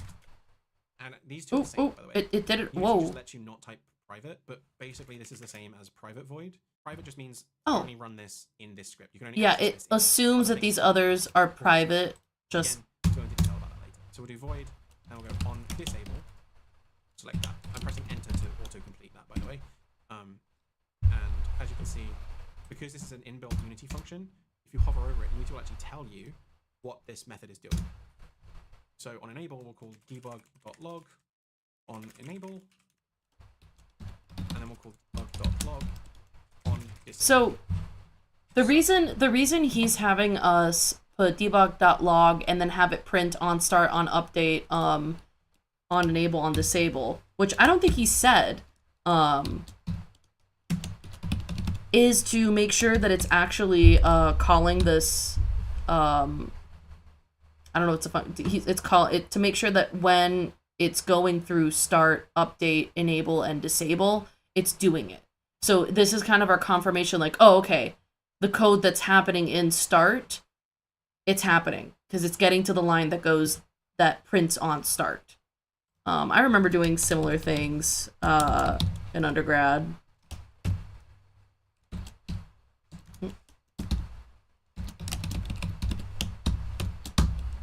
Oh, this is great. This is great. Did I forget that I love to do this? Holy moly. I kind of love to do this. What we've just written is some code that will send a message to the console when the start method is called. Oh, see, now he's explaining. Just before the update method, which we'll call on update, and that will happen every frame. So if we're running at 60 frames per second, every frame. 60 times in 1 second. Jeez. On enable, calls when an object. That's too many times. I'll show you how that works in a minute. This will print debug log on enable, and then on disable, we'll call when the object becomes inactive. And so these are sort of a few. You can also use awake if you wanted to. So I'm just going to copy this by pressing Control C and then Control V and then typing awake. And we call wake. Okay. Sure.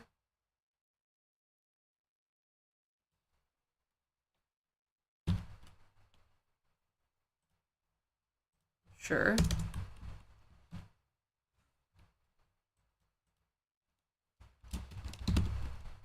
Oh.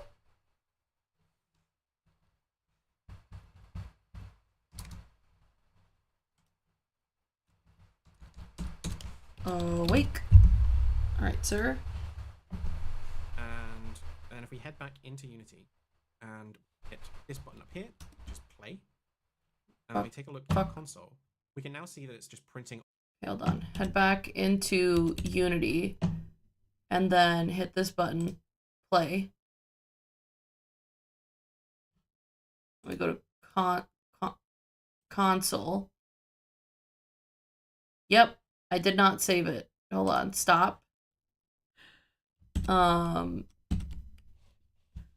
Save. Hello? File. Save. There we go. Save. And now play.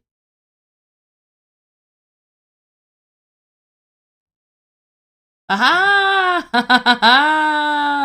Yeah, baby!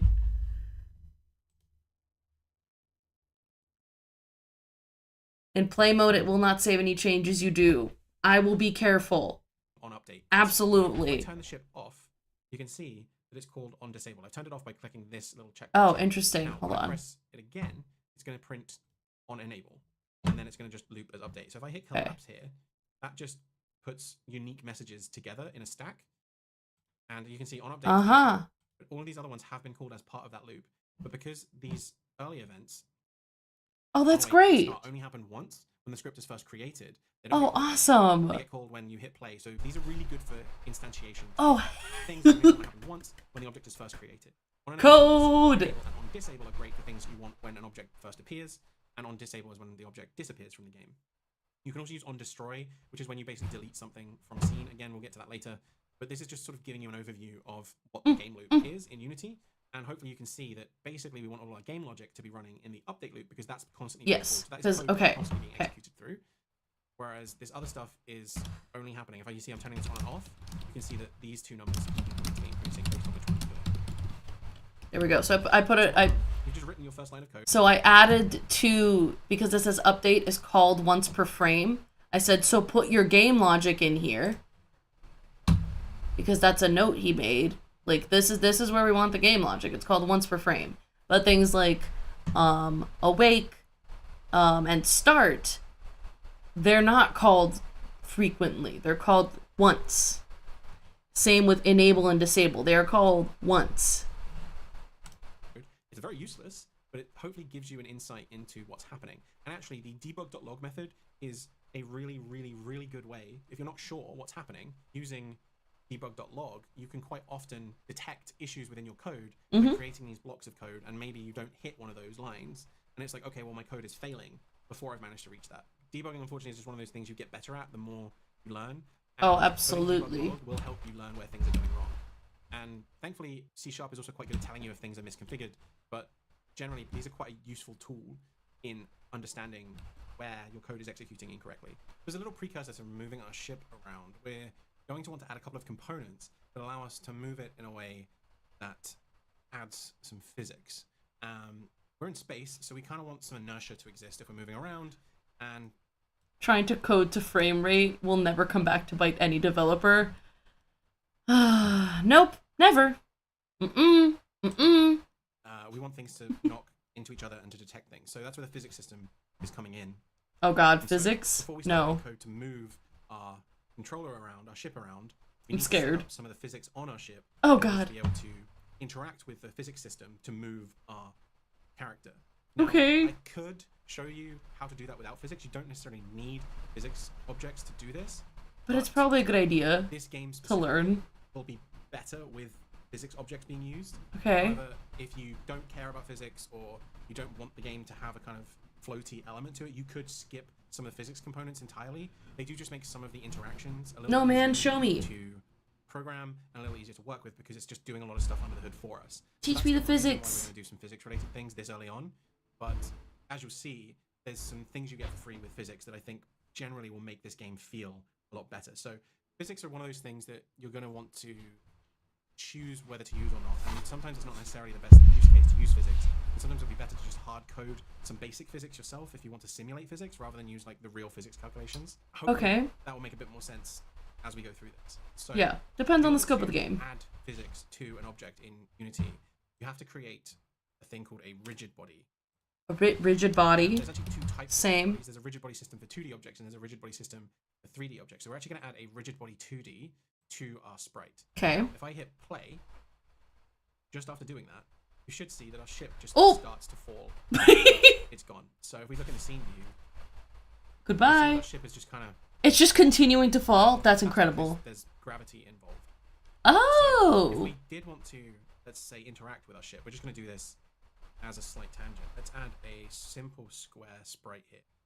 Let's scale this up. Okay, he's just doing an example that he's showing that if you add a square and a collider, the ship will hit the square and stop, right? You see there's this 2D collider outline. Colliders are what the rigid bodies use to actually interact with each other. So if we wanted this box to be pushed by the ship. Him saying colliders are what the rigid bodies use to interact with each other is an incredible line, and I might need to write a poem. Hold on. Colliders are what the rigid bodies use to interact with each other. I need this. Colliders are what the rigid that's a B, not a D. Rigid bodies use to interact with each other. Okay, beautiful. A striking example. Yes, literally. Let's go. We would want to add a rigid body itself, but if we just want it to be something that the ship's rigid body can interact with, we only need a collider. So you don't need rigid bodies and colliders together. The rigid body is, hey, I want you to simulate physics on this thing, and that is the script that is simulating the physics, and the collider is the way to tell the physics system to interact with other things in the game. So they don't interesting. Okay. Together, but they just often are. So we'll actually. So if you have something that's not going to move no matter what, you can just give it a collider. But if it needs to be subject to the laws of physics, it needs to be a rigid body. This is what I'm understanding. Like, for example, if I'm making a game of Flappy Bird, the, like, pipes and obstacles can be rigid bodies. But Flappy Bird itself... Nope, sorry. The pipes and obstacles need colliders. But the Flappy Bird itself needs to be a rigid body because it's, like, flying up and down and trying to avoid obstacles. Got it. Your pinky toe collider likes to interact with rigid bodies even if you don't enjoy the process? Damn. To our ship. So we need, in order for our ship, as you can see... I rigid my body till she collider? It'll probably still just fall through. So to what? Get the ship to interact with why? Box, we need to add a collider to our ship. It's up to you what type of collider. He just said, yeah. He just said that you typically don't need to add a rigid body and a collider to something. But now he said that our ship also needs a collider. So what do we need? Generally, you want to try and use the simple box collider. Box collider.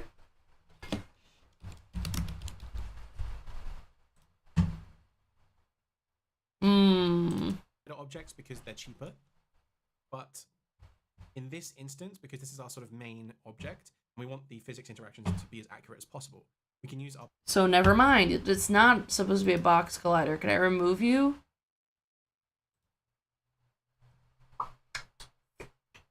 Oop. And then collider. It said polygon collider. Polygon collider too. Ah. And if you see, that then makes a collision shape. Ooh. Roughly the outline of our. That's great. That's cool. These are more expensive to use, but they will create more accurate physics. Yeah. Sometimes you only want a certain part of the object to actually detect some of these physics actions. In which case, ship is atypical. Collider, like a capsule or a circle collider or something. And we'll use those a little bit later. But for this game, it's probably simple enough. They're not too expensive. It's just if you've got hundreds and thousands of them, it starts to get expensive. If you've got a couple of objects using them, you're perfectly fine. And realistically, if you're asking the question, when do I know that I'm using too many? The answer is when your game starts to perform poorly. So just something to keep in mind. If you're doing lots and lots and lots and lots of objects, maybe just try to think about that. But otherwise, so you need to prioritize the shapes of your colliders. We now hit play. I get it. You can see that as we hit the box, Oh. don't do anything. And if I go into the scene view here and I move the box around, our ship, and I hit ship, box, I see that we're sort of simulating some physics. Collision. So that's kind of how the physics work. I decided I didn't want to mess around with the box. If I wanted the box to also hello, then I could add a rigid body to that. We'll do some of this later when we start getting into the asteroids. Yeah, we don't have any asteroids yet. But for now, all we need is a ship, so we can just delete the... Yeah, our ship is now a rigid body, and it has a polygonal collider. Is that our ship is just falling. And in this game specifically, I don't want there to be any gravity. And so... we don't want gravity. We go into Edit, we go Project Settings, and then we go up here into... Slow down. Edit. File. Edit. Project Settings. We're destroying gravity right now. Watch out. Gotta organize everything for this type A ship. Okay, physics 2D gravity. Oh my god, it's negative 9.81 meters per second squared, baby. It's real. Alright, fellas, are you ready to float as soon as I get rid of this fucking gravity? 2D. Notice there's also a normal physics, but we want to use physics 2D because we're running 2D. We're using physics 2D, yeah. Gravity, the default is set to minus 9.81 because that's the basics physics calculation. There's a bunch of other physics settings. If you want to improve interactions with things, you don't need to worry about that. Right now, I think the best thing to do is just set the gravity to 0. Because it's a space game, we don't need gravity. So I'm going to hit save by hitting Control S, and we're going to close that. And now, okay, it's going to update things. Our ship doesn't go anywhere, but it is able to be controlled by physics with this rigid body 2D. There are a bunch of settings on the rigid body here that we'll use a little bit later to control how things interact with one another. There we go. The things you want to pay attention to are the mass, the dampening. Those are just things you need to tune to control how heavy an object is. That will determine what the interaction is like when it hits another object with a different mass. And it's all just mathematical things for the physics engine to figure out how it should react when it's being hit. Honestly, I've been working with physics so long that these numbers are magic most of the time to me, because I think if I was more tuned into the science of the whole thing, I think they could be accurate. Most of the time, it's just play with them until it feels right. Okay, magic numbers, got it. So I wouldn't worry too much about it. So with our rigid body on our ship, we can now start to control our ship. And this is where we're going to get into the meat of coding for this part.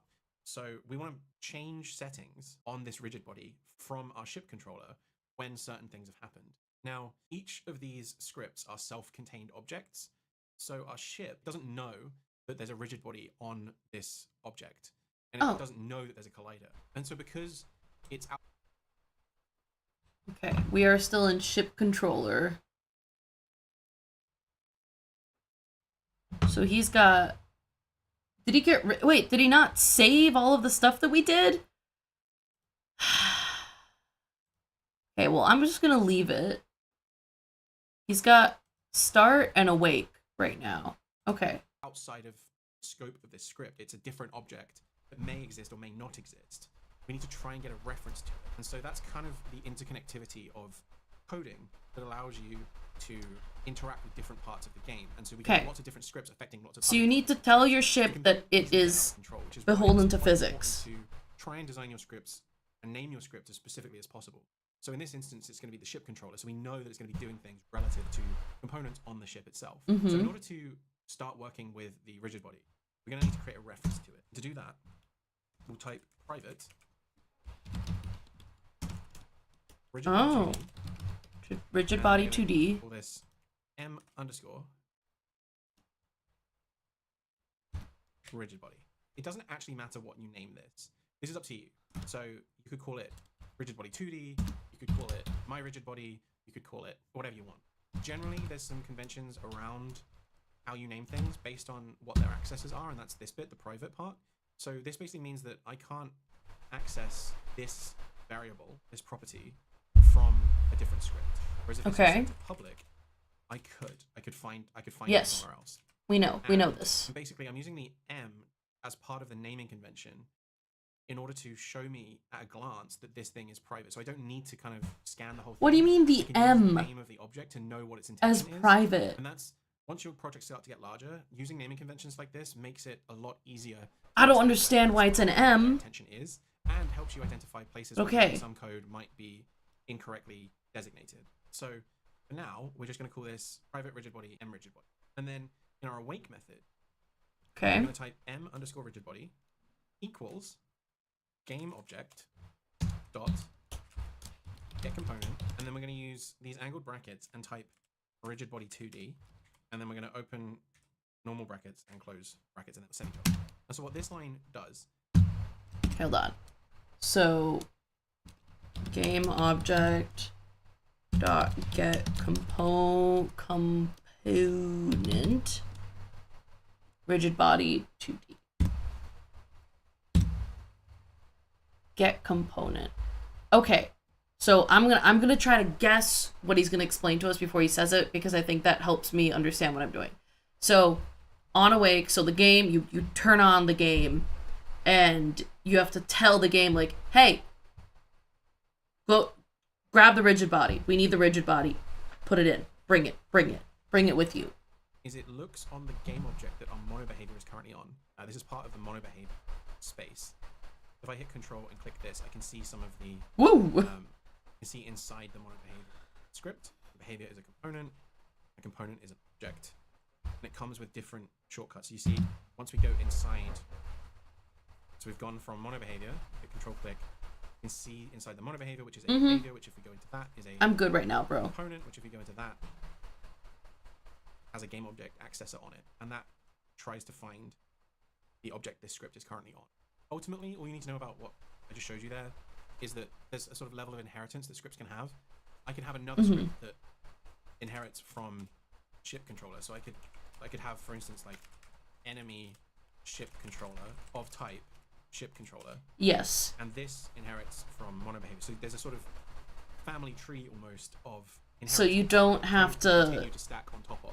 So you so you don't have to templates that you can then extend from. You don't have to recode everything over and over and over again. Like, you don't have to... It would be dumb if every time you created a ship in the game, a different type of ship, you had to put in the same code about how it moves and all that kind of stuff. And I think if I'm recalling correctly, that's why we've got inheritance. Is he saying? That to extend from, and this is what's known as it's known as inheritance, basically. Again, I recommend looking up some of the C#.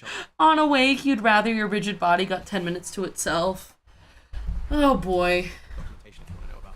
But what that would do is it would let me access. So if I make a public object in here, let's call it a boolean that sort of is this enabled, for instance, then inside of here, I can, because our ship controller is a mono behavior, this enemy ship controller down here by proxy is also a mono behavior. So we can use the same logic, and then I can, because this one is called is this enabled, I can do this dot is this enabled, you see, because this is inheriting it from its parent, which is the ship controller. But because this is marked as private, I can't do this dot m underscore. Okay, got it. If I did want to allow this to... So you can access... But not any script anywhere. The objects of the parent. If you want to learn more about the access modifiers, I do... If they are public objects of the parent. Documentation. They tell you everything you need to know about what they all mean. Oh, you hope I survive Unity and the British man? I think I'm doing okay. I'm very excited about being back into the world of code. It is what it is. I am who I am. Thanks for hanging out. Thanks for giving me some Unity tips. I hope you have a lovely day. Or night, actually. You're across the globe. Generally, the ones you're going to be using are private, protected, and public. And all they really mean is just what level of access other scripts can have. Back to what we were talking about is that understandable. The rigid body equals GameObject.getComponent. It's using the GameObject reference on the mono behavior, which is being inherited from its component parent. And then it calls the getComponent method. This is basically a shorthand script. Say, hey, on myself, do I have one of these other scripts? So we know that the ship controller is going to have a rigid body 2D. So this is calling mRigidBody equals GameObject.getComponent rigid body 2D. And a way to preview this is if we use an attribute called serializeField. This basically says if something is marked as private, I'd like to show it in the inspector. And so now we can see that in the inspector. So what we could actually do is not use this code and then manually assign the rigid body ourselves by just dragging that into there. That's useful when you want to get references to something that is outside of our own container. So maybe there's another object in the scene that we want to get a reference to. That's usually when you'd want to do it that way. But when it's on an object yourself, generally are safer keeping the object as private so that it isn't exposed in the inspector, and then using a getComponent we don't in the awake method actually want to do this. To actually fetch that object on itself. Just to demonstrate this, I'll add serializeField so it does show up in the inspector. But if you see there's nothing assigned right now, Whereas if we hit play, it's assigned itself to the rigid body. Okay. So okay. Generally, though, we don't really want to show this. So there are things we can do.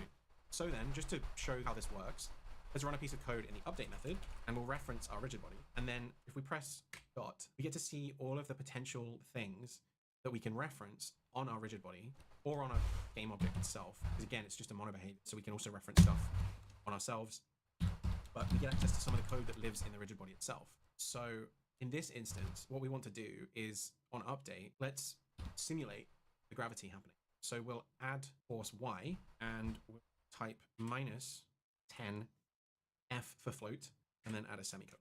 And floats are basically just floating point numbers. I'm not going to go too much into detail, but the most common numbers you use are floats or integers. Sometimes you'll use doubles, but floats and integers are all you really need to know. Integers basically just don't have a decimal point. It can be much larger. Floats are best if you need decimal points, but they're not very accurate once they start to get to a certain scale. So I don't think we need to trick this British man in the harbor. Don't worry about that, but just know this is using a floating point number. Unity tends to use floating points. And well, so okay. This code here now should... I was always kind of scared of floats. To our rigid body every tick. So if we hit play, you see we are now moving. So we've manually controlled the physics object. And with that, we've actually managed to influence the code in our game. We have a physics object that we've managed to manipulate ourselves. Sir? Sir? Uh-oh. Oh, add force Y. Whip! There we go. Should move and add a constant force to our... I do have harboring doubts. I am harboring doubts. Alright. So that means that when I hit play, it should do what his thing did, and the ship should go tweak. It should go tweak. Uh-oh. Uh-oh. Where's the tweak? Did I not save? I don't think I saved. Hold on. Sweep. Save. And now... Aha, reloading domain. Oh, I never paused it. Whoops. Stop. Start. Aw. Yeah! He fallen! Boom. Let's go! Okay, so... big important thing for Natalie. Remember to save your code. Otherwise, it's not going to do the thing. So if we hit play, you see we are now moving. So we've manually controlled the physics object. And with that, we've actually managed to influence the code in our game. We have a physics object that we've managed to manipulate ourselves. And our ship is falling. So obviously we don't want that, but just to show you another use case for writing code and some of the cool things you can do. Now then, we know that this method takes a float. So why don't we expose a float in the inspector for us to change as a setting or a property that we can manipulate ourselves. So if we take private float m underscore downforce, and then we serialize this. So he's just showing us cool things right now, right? And replace this like this. Now in Unity, we have a value that we can set.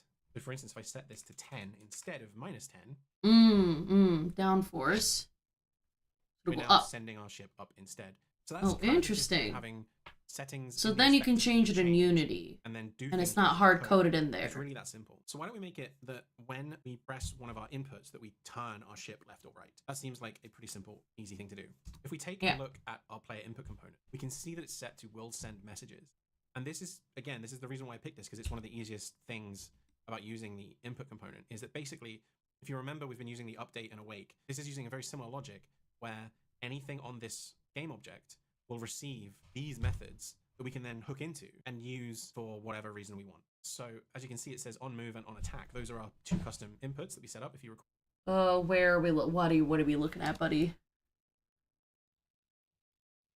I'm on ship. Yes. Where are you seeing on move and on attack? I don't see it. Oh, yeah, okay, in here, in this little one, on move, on attack. Okay. Cool. So in our ship controller then, we can type void. On move, right? Move, yes. Void on attack. Yeah, okay.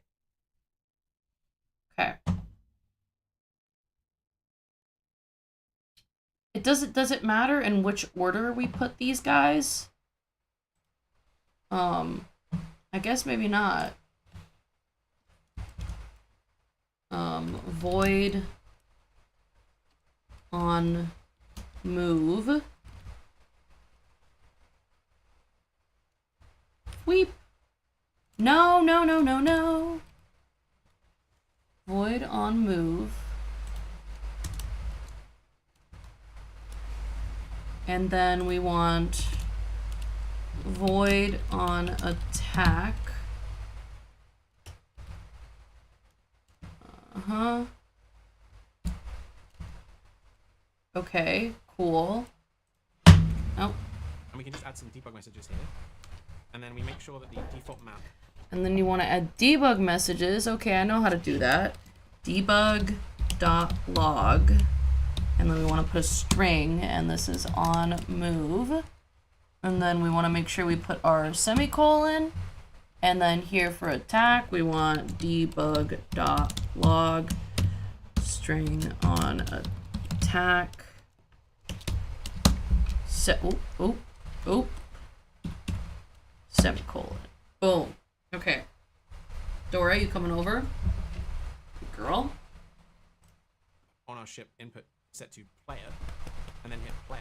When we click, we should see the attack me message. And when we type any of our movement keys, we should... So what did you just say there, sir? Go back. On attack. And we can just do player, and then hit play. When we click... Default map. Default map player. And then I forgot to save my code again. Hold on. We're destroying. Please hold. Save the game. Save the code. Save the cheerleader. Save the world. Save the world. We go to console. We go oop. And then once it goes, we should be able to see. Okay.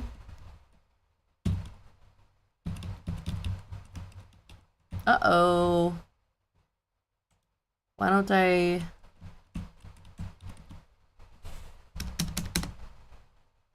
Nope. We don't have anything.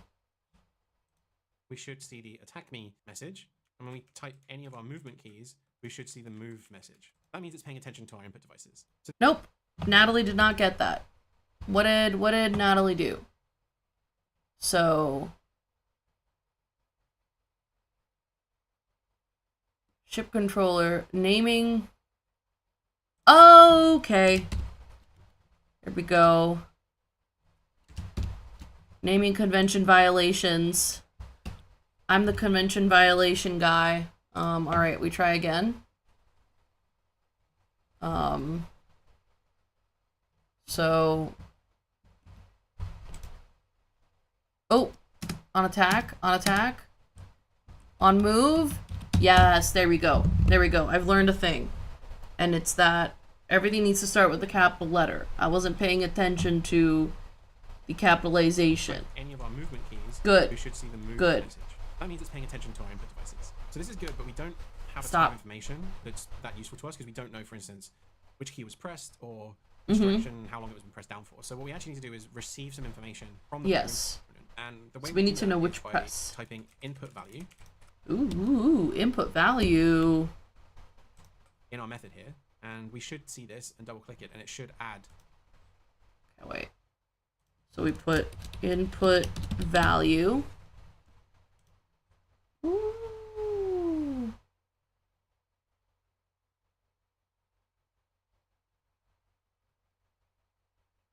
It doesn't know what this is. Oh, that's on attack. Whoops. Hold on move. No, it doesn't know what this is. Using Unity Engine.input system to the top here. Oh. Okay, you did... Buddy, you gotta say those things. Unity engine dot input system. There, and now it'll know what this is. Yeah, there we go. Except that we are missing an identifier. And we'll just type value. Basically, methods can have data passed through them to each other. As you saw earlier, we were passing in a float to our physics method as a way to manipulate something within that method. So if we call input value here, the input value has a way to fetch information from the input. So we can actually just detect, hey, was that input pressed this frame, which obviously it will be because it's calling the event. Because our move action is set to send a value of type vector2, we want to get a reference to that value. So we'll call vector2, and we'll call this move input direction. And we'll go equals. Okay. He's just kind of telling me to put these things here and not explaining as much as I would want. But hold on, move input direction. Value dot get of type vector2, and then what we'll do is we'll actually just print that in our log. So then if we hit play, now when I press any of the... Hold on.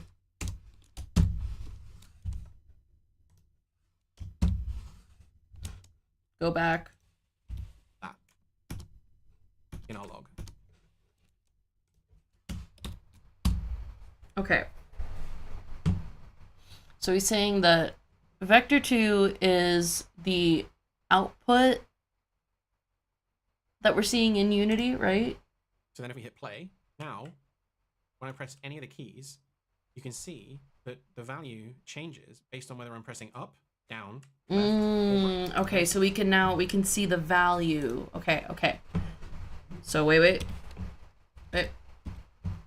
We save, and then let me see if why doesn't Alt Tab work over here? Okay. So hit play. Reloading domain. Please reload my domain. Good. Up. Down. What? Do you not have collapse on? No. How are you getting numbers? How are you getting numbers?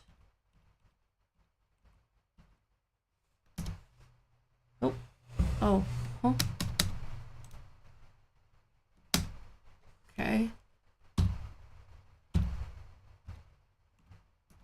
How are you getting numbers? Did I need to do something in here?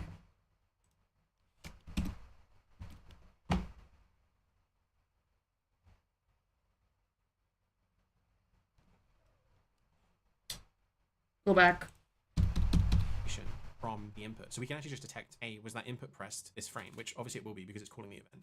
Because our move action is set to send a value of type vector2, we want to get a reference to that value. So we'll call vector2, and we'll call this move input direction, and we'll go equals value dot get of type vector2, and then what we'll do is we'll actually just print. I missed that last thing. We're printing the input direction. Got it.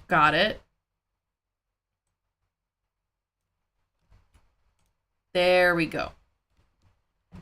I figured that usually if something isn't working the way it's working in his thing, it's because I missed something.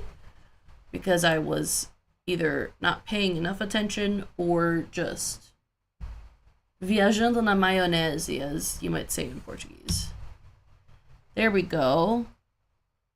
So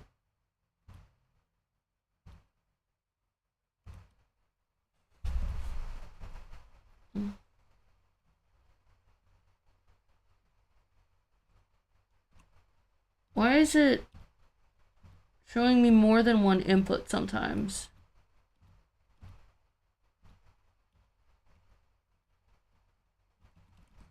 Okay, cool. Keys, you can see that the value changes based on whether I'm pressing up, down, left, or right. And as you can see, when I'm letting go, it resets back down to 0.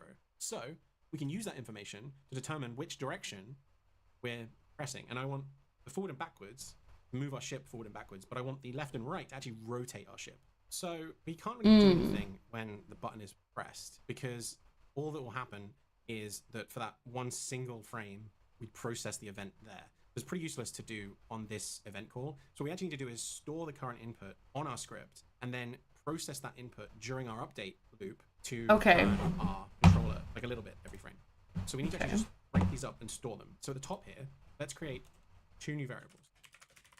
Call one forward input, and we'll call one turn input, and then... Okay.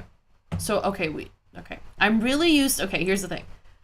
Because my background, my very, very slight background, is in Java, I am so used to using int. Why is this not the same? Yeah, okay. And so creating floats is wild to me.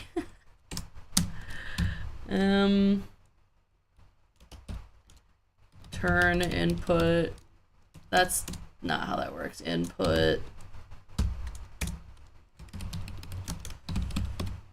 A never-ending story. Okay, we got turn input, we got forward input. Oop, like he has. Store each of those values from our input direction here into those variables. Okay. Okay, so on move is going to hold on to these numbers for us. So m turn input. Oh, how does it already know?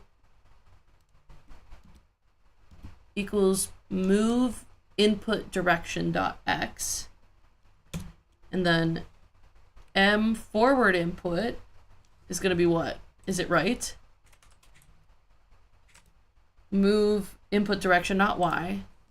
So m forward input equals move dot input direction dot y. Y minus m turn input. That's an interesting notion. I don't know why it would do that. And he also got rid of his debug log.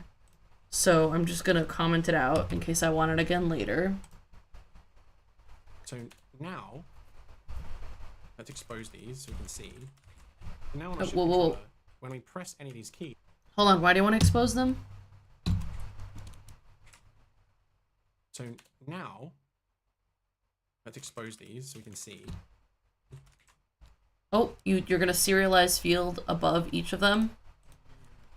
Okay, serialize field and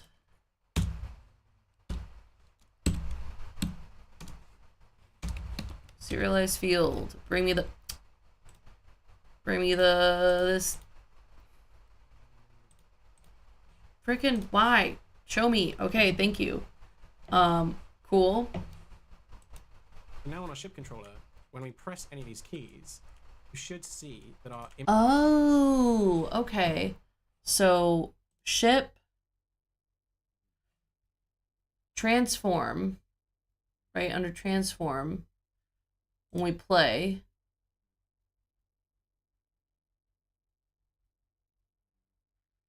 and when I press,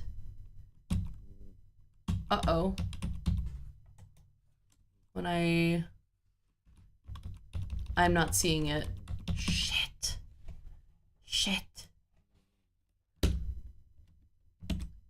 Why? Serialize field. To show it. I've saved.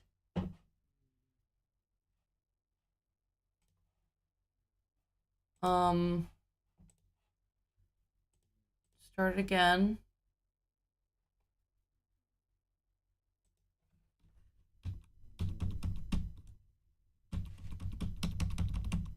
Oh, it's here. Ship controller script. I was looking at the wrong thing. There it is. Ship turn input. Turn input. For cool. Okay, lovely. input value is changing based on whichever key we're typing. Mm-hmm, So between frames, we're actually storing the input. So basically what we want to do is when So now key is pressed, we want to rotate our object along the z-axis here. You can see if we're rotating this axis, blue axis here, that's the z-axis. We're rotating along the y, because we're in 3D, remember, technically. That would turn our sprite perpendicular to the camera. Yeah, that would be insane. I don't know why you'd do that. So not super useful. So to rotate in the axis we care about for 2D, we want to use the z-axis rotation. So we'll the z-axis. And down here in our late update, we'll use late update because it's, if you remember, it's part of the... Okay, late update. That's new. That's new. Physics loop, it just allows certain changes to happen after physics has occurred. Let's first start by getting our current rotation. On the game object, it already has a reference to that transform component. It's just one of the convenience ones. Okay, hold on. See, usually having things on 1.25 speed is good, but not when they type faster than I do and already know what they're doing. Oh, it just knows. It knows what I want so quickly. I'm not used to it. So we can call transform. Under the hood, Unity uses a form of rotation math called quaternions. Way too complicated for you to worry about right now. So a what? A quaternium? Bro. Form dot rotation. And then what? Yeah, quaternion. A quaternion that stores the rotation of the transform in world space. Jeez, bro. Cheese and crackers. And just, it's way easier for humans to deal with. There's a different form of rotation that is Euler? From that, which is called Euler angles. Euler angles. So it's sort of the X, Y, and Z rotation. So we want to actually fetch that vector value from there. Vector 3. Okay. So we'll assign that to our variable, and then we'll just get the z-axis from that. Let's rename this rotation vector. I'm just hitting Control R to rename, by the way. But for this, then we will just call this rotation, and we'll do the rotation vector dot z. So that's our. Actually, we'll rename this to current rotation. And so what we want to do is we want to add to our current rotation. Hold on. He's going kind of fast now. He was so slow at the beginning.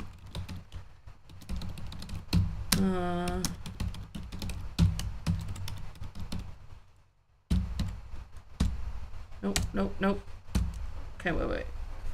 So, we don't really understand what the Euler angles are yet. Okay. So, it's so that we can look at it in degrees instead of in whatever other thing he was talking about. And then, and then in this flow, we are storing the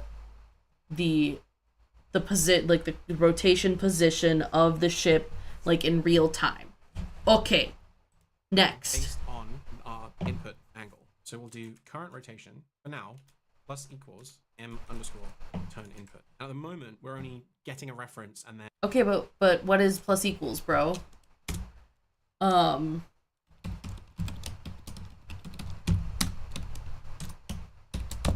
Plus equals m turn input.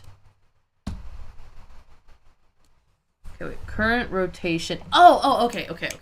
I understand. So he's saying, so current rotation.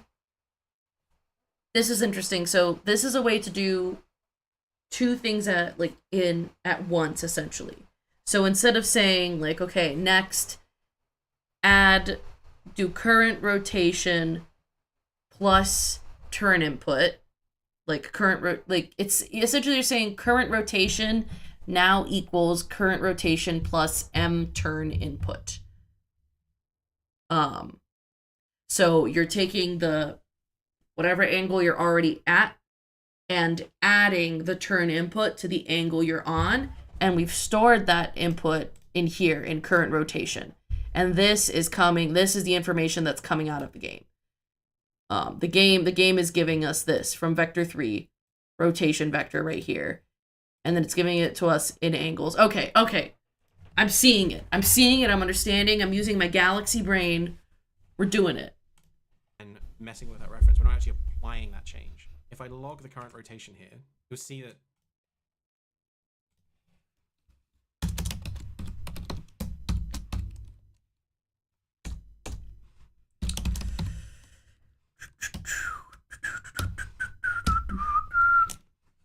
Sir, you're kind of going fast.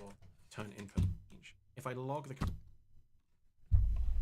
Okay, it's not a string. It's not a string. We're...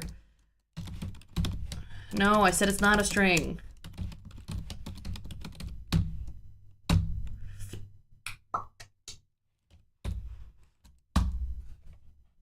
Okay. Current rotation. To log the current rotation. It's not actually applying it, so it's only ever adding 1 permanently, and it's going back to fetching the actual current rotation. So all we need to do is then actually like apply that change while the key is being held down. This should then allow our object to turn. So okay, so let's... Nope. I just want to make sure it's doing what it needs to do. Sir?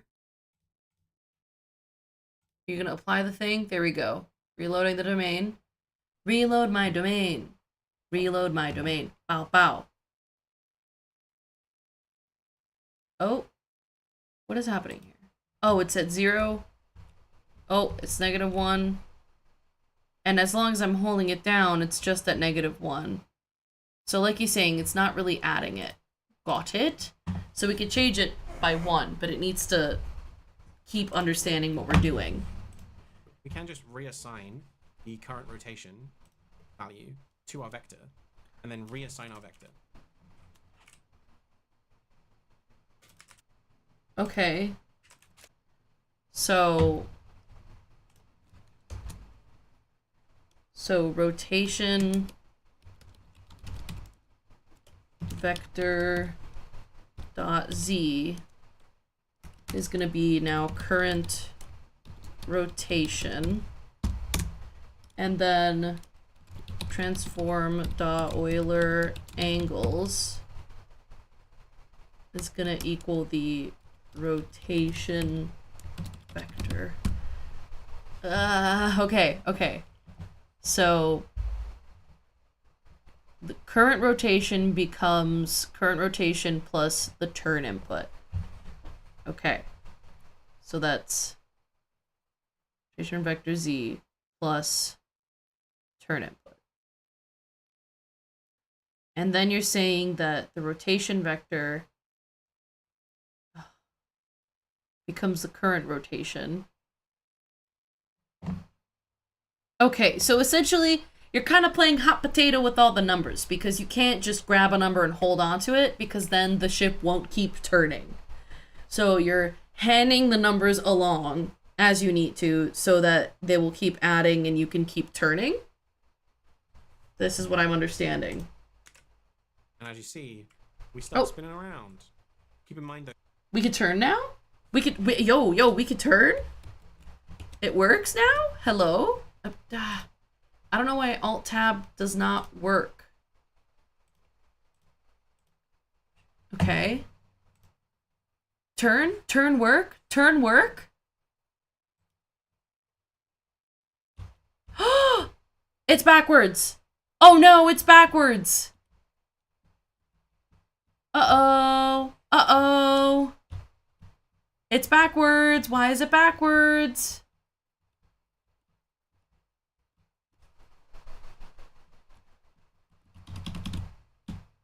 Is it backwards on his? this is occurring every frame, so the faster our computer is going, the more frames we're rendering, the faster.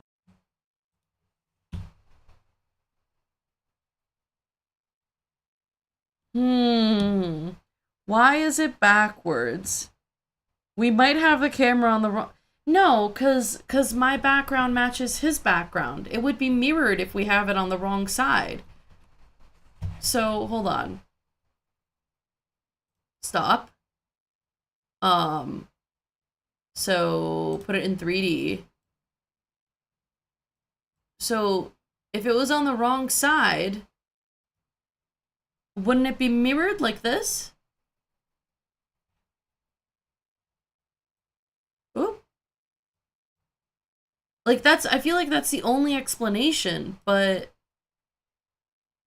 I don't know.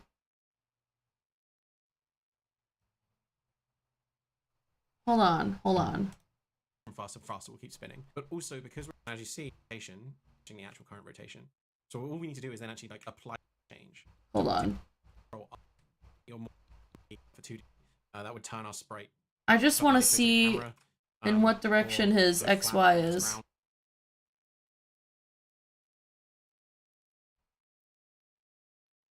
What do you mean if we applied the image from the wrong direction? So not super useful. So to rotate in the axis we care about for 2D, we want to use the Z-axis rotation. So we'll hide on attack for now. Camera 2 is hold on. Value and is pressed. I'm trying to gather data here, but equals the 2 information passing in using. I don't think I'm gonna get the information I want from him. And move. When we click. Hold on. Yeah, no, I think our stuff is in the same direction as his. Yeah, I'm pretty sure it's in the same direction. So I don't know why it's doing opposites. It's doing opposites day.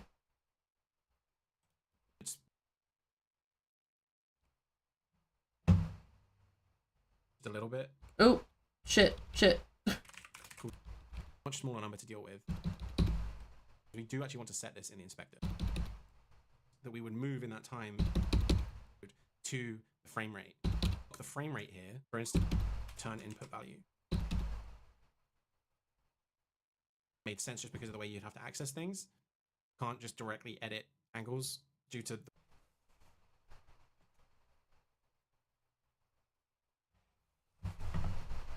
I don't know. I don't know why it's going in the other direction.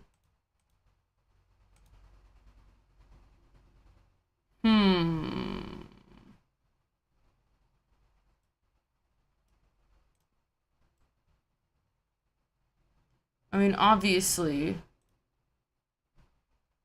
Can I play it backwards?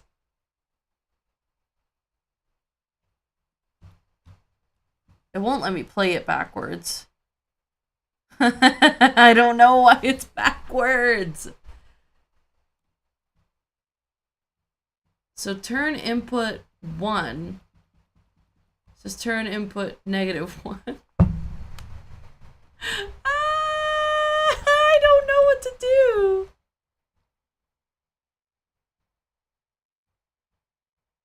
Well, okay, wait. Maybe it's me who's wrong. So, oh, Dora, you've got a little something on your eye. There you go.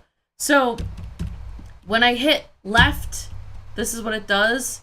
I guess it's turning to the right though. But when I hit right, this is left, this is right. I don't know if it's supposed to be like that. There's no, he doesn't say he's hitting. Okay, wait, maybe he does. Let me listen again. But in this instance, we can actually directly change this.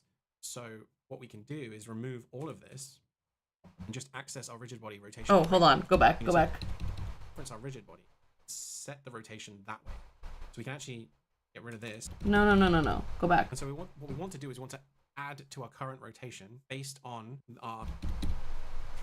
Oh, I went forward way too far. Whoops. Okay. Go back. It resets back down to 0. So we can use that information to determine which direction we're pressing. And I want the forward and backwards to move our ship forward and backwards, but I want the left and right to actually rotate our ship. So not supposed to be like that. Do anything when the button is pressed, because all that will happen is that for that one single frame, we process the event there. It's pretty useless to do on this event call. So what we actually need to do is store the current input on our script and then process that input during our update loop to turn our controller like a little bit every frame. So we need to actually just break these up and store them. So at the top here, let's create 2 new variables.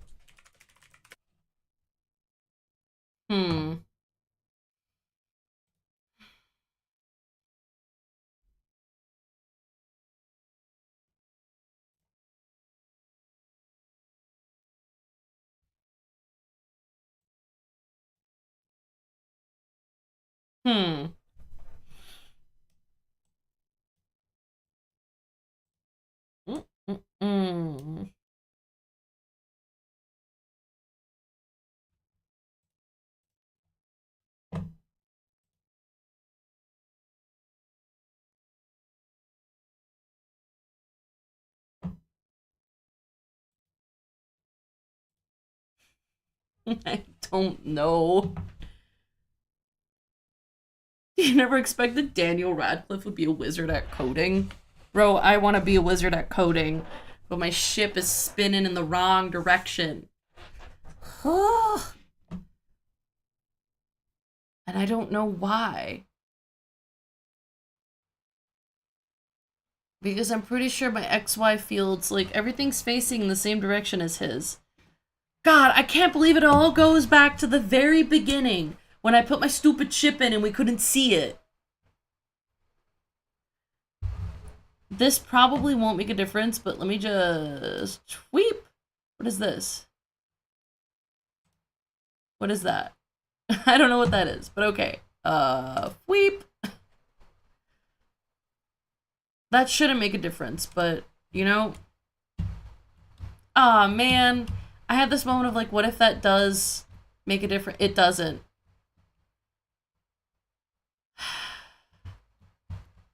Why? I'm so sad. Natalie is sad. I'm trying to decide if I should figure out how to fix this or if I just should keep going. You know what? Wait a minute. No, forward and backwards would not be reversed. So,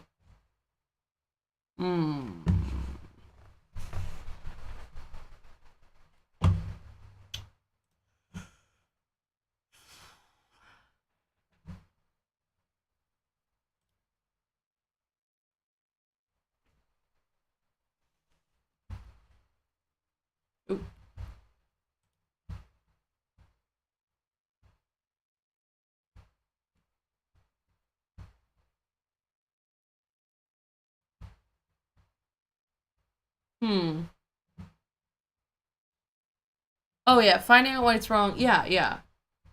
Now I'm wondering, does it have to do with the fact that the Z, if I put it at 0 again, he's gone. If I put it at 0.1, he's still gone. Okay, wait, I put it at 0.1. Put it at 0.1. It doesn't let me play the game like that. Well, no, it shouldn't be. Huh, hold on.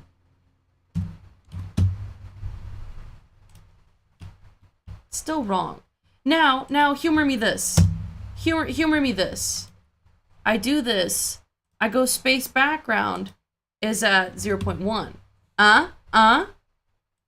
Space background's at 0.1. Ship is at 0. And it still rotates backwards. Why? Because I didn't do me a I didn't do it. I didn't do it. It wasn't me. Do I have a wait. Do I have a random negative sign somewhere that's messing me up, you think? I've done that before. Okay, hold on.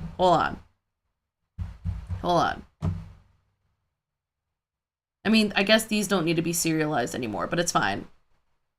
Forward input, game, rigid body, game object. That's fine. Move input direction, get vector, M, turn input, meh, forward input.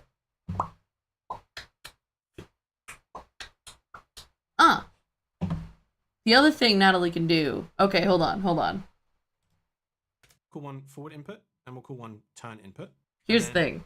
Store each of those values from. Maybe I can make one negative.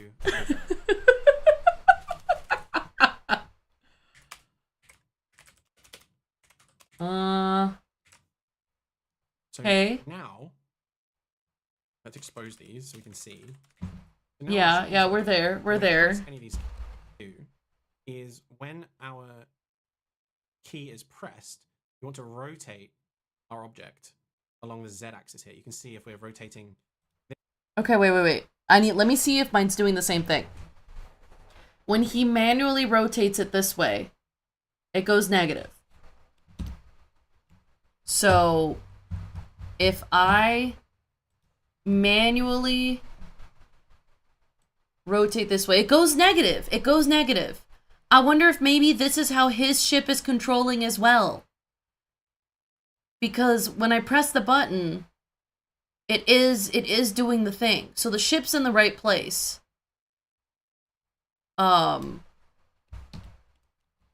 Make the values negative was literally your in-chat bar 2 minutes ago. Your in-chat bar? What do you mean? I don't understand. I don't understand. In-chat bar. This axis, blue axis here, that's the Z axis. We're rotating along the Y, because we're in 3D, remember, technically. That would turn our sprite perpendicular to the camera, or sort of flat on its ground. So not super useful. So to rotate in the axis we care about for 2D, we want to use the Z axis rotation. So we'll hide on attack for now. Oh, it was in your chat bar.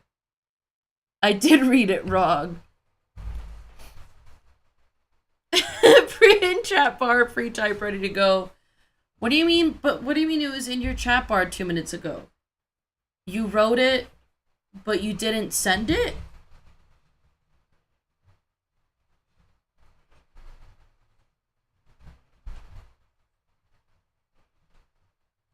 Also, I think his code and my code are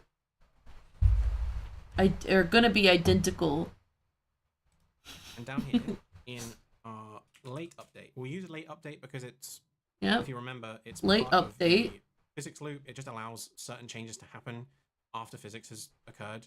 Let's first start by getting our current rotation. On the game object, it already has a reference to the transform component. It's just one of the convenience ones. So we can call transform. Under the hood, Unity uses a form of rotation math called quaternions. Way too complicated for you to worry about right now. So as a shortcut, and just it's way easier for humans to deal with, there's a different form of rotation. Euler angles. Which is called Euler angles, which is the one that you're more useful. It's sort of the X, Y, and Z rotation. So we want to actually fetch that vector value from there. Okay. Vector 3, rotation vector equals transform the Euler angles. We'll just get the Z axis from that. Let's rename this rotation vector.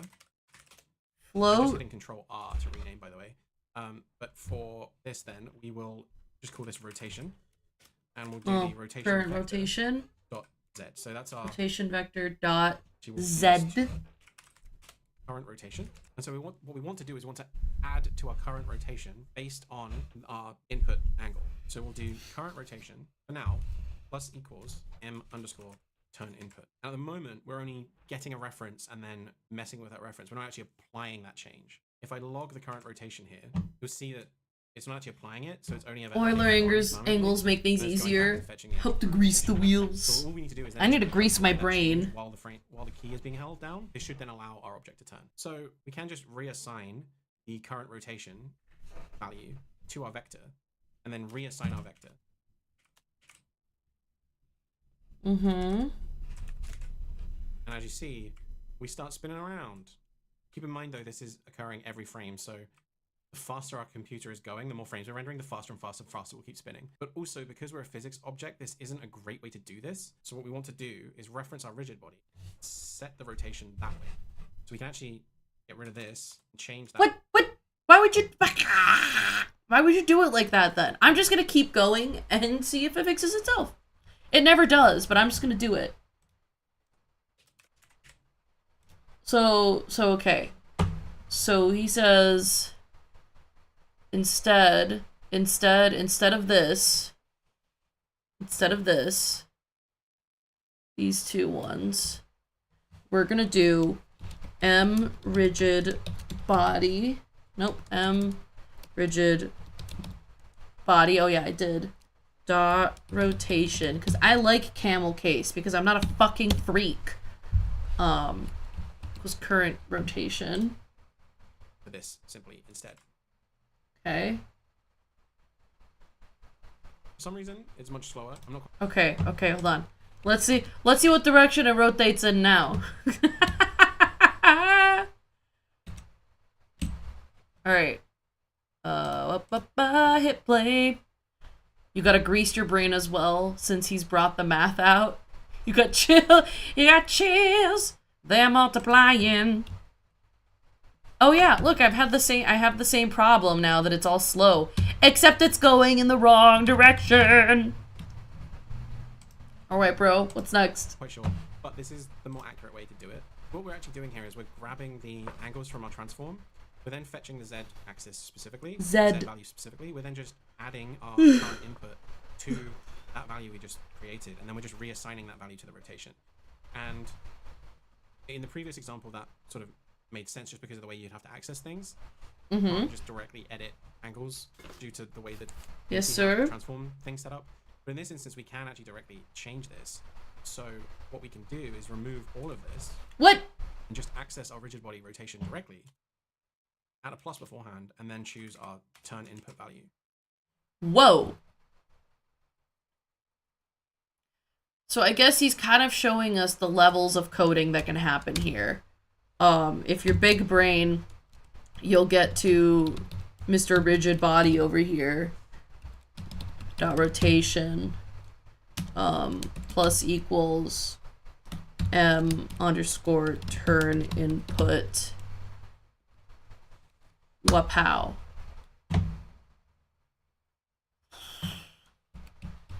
Save. And then we go here.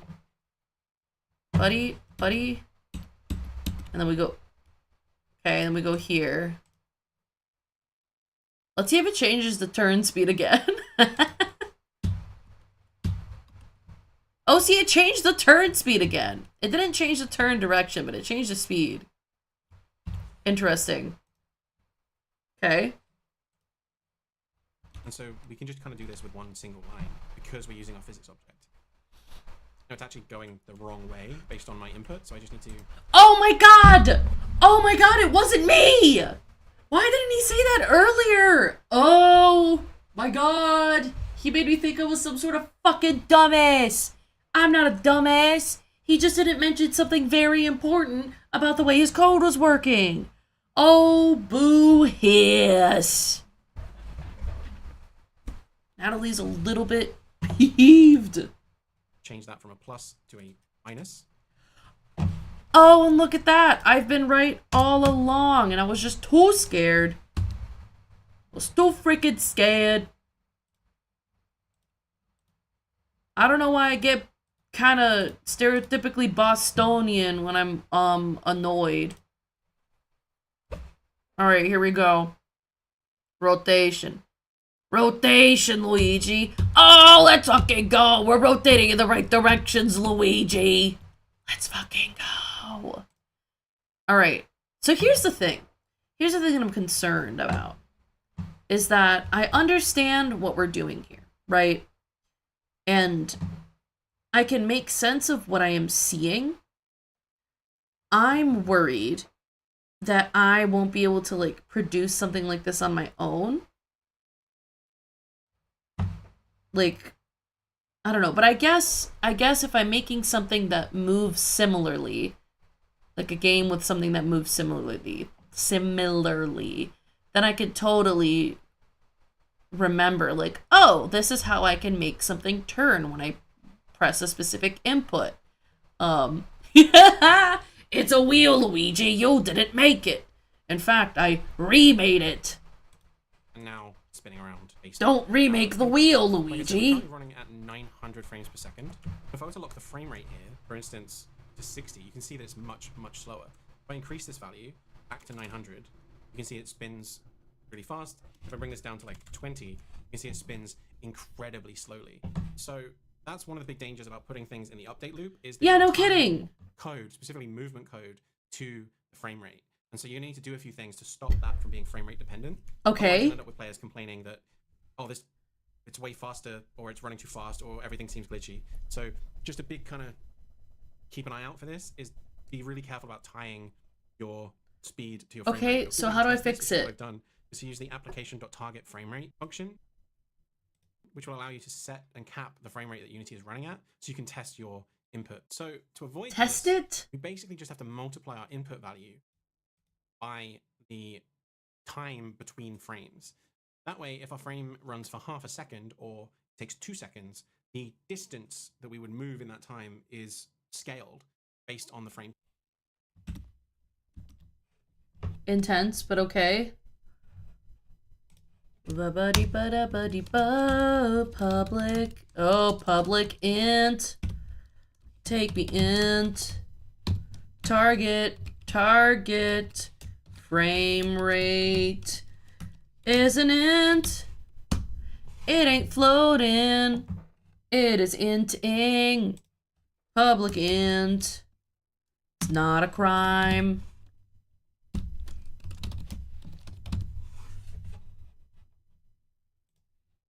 Boom. Boom. The good news is that by following this code, you can remake his game, and remakes sell quite well right now. Dude. Sad. If Spacer Kip were here, they'd throw the tomatoes at you. They'd throw so many tomatoes at you.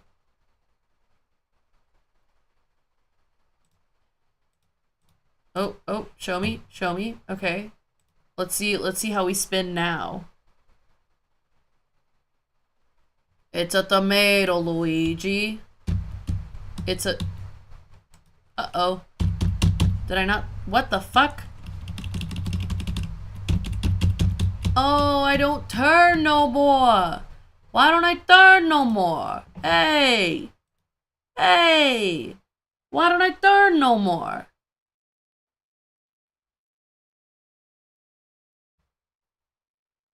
Hey! Hey, boy! Unfortunately, what that means is that we move incredibly slowly now because we are actually moving 1 unit basically every second. So okay. While we're no longer time frame dependent, we need to adjust for the time slicing that we're doing. So up here, just gonna...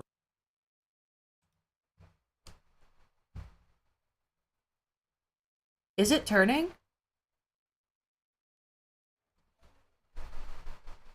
Oh my god, it is. It's just really fucking slow. Okay, cool. You know what? You're right. Maybe we should get Spacer Kip in here so you can get some tomatoes for dinner. If only they could throw real tomatoes at you. Remove these and keep these private. What? Float. Okay. You're removing the serialized field. Because you don't want these fields serialized. Oh my god, can you believe she serialized his field?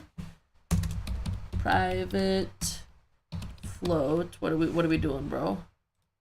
We'll call M turn speed, and we'll serialize this because we do actually want to set this in the inspector. And then down in our rotation, we'll multiply our turn input by our turn speed, and then so we're gonna serialize this. Serialized field, baby. And then down in our late update, what are we doing? Multiply that by the delta time, and if we... Whoa, go back. Bro's going too fast now. Oh no, there's frickin'... We'll multiply our turn input by our turn speed. Bro. He's using parentheses. We got order of operations in here. Times M underscore turn speed demon. Okay. Yeah. And then multiply that by the delta time. And if we set our turn speed to 1000. Okay, wait. So now we gotta set the turn speed. Okay. And now in transform. Oh. In ship controller, turn speed 1000, you say? Let's see how fast we go. Serialized fields can be okay depending on the choice of serial. Not quite. Oh, it's too fast. Woohoo! You know, I should change this asset to be Dora. Hold on. I can do that. 500 feels pretty good. We'll rotate at the same speed, no matter if we're running at 30 frames per second, or 60 frames per second, or 1000 frames per second. Still running at the exact same speed. So at this point, it's up to you what you want to set the turn speed value to. I think something around 500 makes sense. That's also kind of insane. So what I'll actually do in our code here is I'll multiply our turn speed by 10. And what that Why? should do is allow us to use a smaller number. So, in fact, we'll actually multiply it by 100. Why does that matter? And then we can use a turn speed of like 5 instead. Much smaller number to deal with. What? Okay, I don't see why it matters, but I'll do it. I'll do it. I'll bite. So turn speed at 5. And then, here, he said multiply turn speed by, times 100 floats. To get the speed we want. And then if I hit 1, it's now, that feels like a turn speed of 1. And we can go for something about 3.5 maybe. That still might be a bit too far to get the speed we want. And then if I hit 1, we'll actually multiply. So what I'll actually do in our code here is I'll multiply our turn speed by 10. So why does it matter that this happens first? I don't know, but I'm gonna do what he does, okay? I'm just gonna do what he does. Go. Here we go. And then he's afraid of speed, which, okay. Allow us to use a smaller number. So in fact, we'll actually multiply it by 100. And then we can use a turn speed of like 5 instead. Much smaller number to deal with to get the speed we want. And then if I hit 1, it's now, that feels like a turn speed of 1. And we can go for something about 3.5 maybe. That still might be a bit too fast. We'll start with 2. 2. Often with game development, you're constantly sort of balancing these numbers and it's getting a feel for it. So we might end up changing this as we go forward. But I think a speed of 2 feels good to me. But yeah, there you have it. We now have a little spaceship. We can turn. Rotate around. We could freaking turn, baby. What we have to do next is get it to actually move. So it's actually pretty simple to get our ship moving. What we'll do is we'll add another variable for being able to control how fast we want our ship to move. Okay. Adding another variable. I think once I get the ship to move, I might wave the white flag. This is a lot, man. We'll see. I've been feeling overly tired lately, and it does feel nice to do something that uses my brain. Hello? Hello? Dora is becoming a shoulder cat? What the heck? Are you a shoulder cat?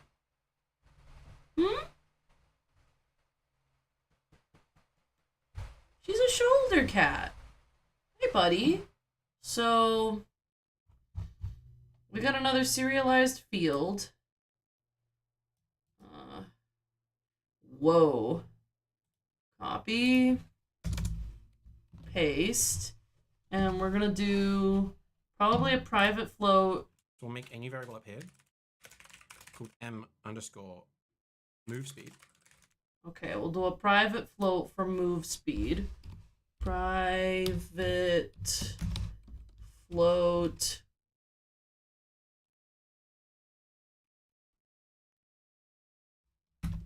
m_move speed. Hey, buddy. Hey, buddy. What's up? What, you don't want to hold on yourself?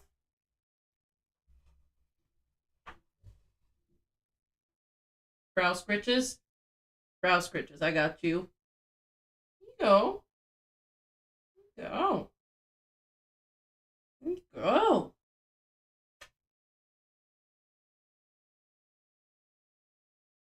Yeah? Ah. Ears? Right behind your ears? Oh. Get your nose. Get your wet nose. Girl. We got neck. We got ear. We got brow. Good girl. Good girl.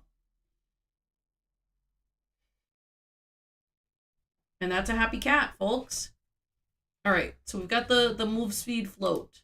And then in late update, we'll call rigid body dot add relative force y, and then we'll multiply our forward input by our move speed. Whoa. Okay, hold on. He just fucking hit us with relative force y. What the heck is relative force y? M rigid body dot add relative force y. Oh my gosh. It's adds a force to the y component of the rigid body's linear velocity in the local space of the rigid body, 2D, only leaving the x component of the local space untouched. Not sure what relative force is, but you have a theory? Wow. What are you, Einstein or something? This is, okay, so M underscore forward input. Okay. Oh, I see. Okay. So if you look at the, I don't know if this is called the documentation. So this number of the forward input is the force we're adding. So the forward input, oh, he's got another parentheses in here. So the forward input times times the move speed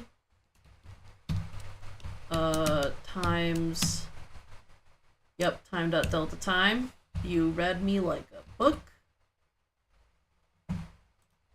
Multiply that by our delta time. And again, we'll probably need to start pretty high here because we're breaking this down by frame. Oh, okay. Well, wait. Then why don't we... What is it that we can multiply by 100 float so that we don't have to put a big number, buddy? Why don't you just do that step all in one right here so I don't have to go back and forth? Oh, hello? What a cuddle bug. What a cuddle bug this baby's cat is, huh? Alright, so move speed, he's set to 2,000, so we'll do that. 2,000, oh. And then let's hit the go button. And then we'll get in here. Oh, look at this! Whoa, come back. Oh shit, he's gone. And he's still going! Oh no. Wait.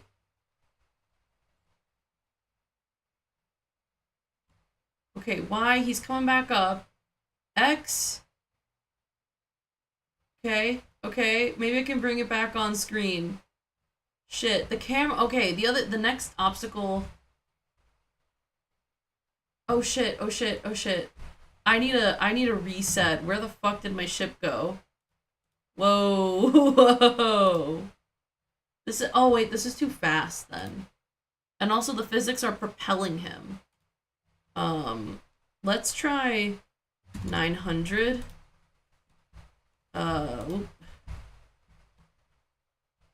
Yeah, cause he... Oh, whoa! Why doesn't he come back down? Wait a minute. Hold on. Do I got brakes to apply? So if I do a little... Oh, it's back at 2,000. Why is it back at 2,000? 900. So we do a little tippy tappy up. Okay.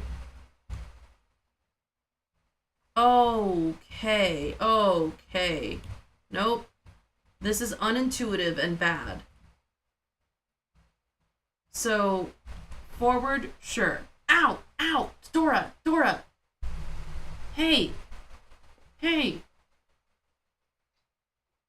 Get your claw out of there.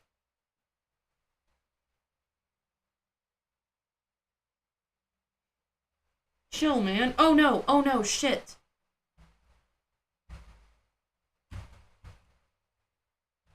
I drifted away.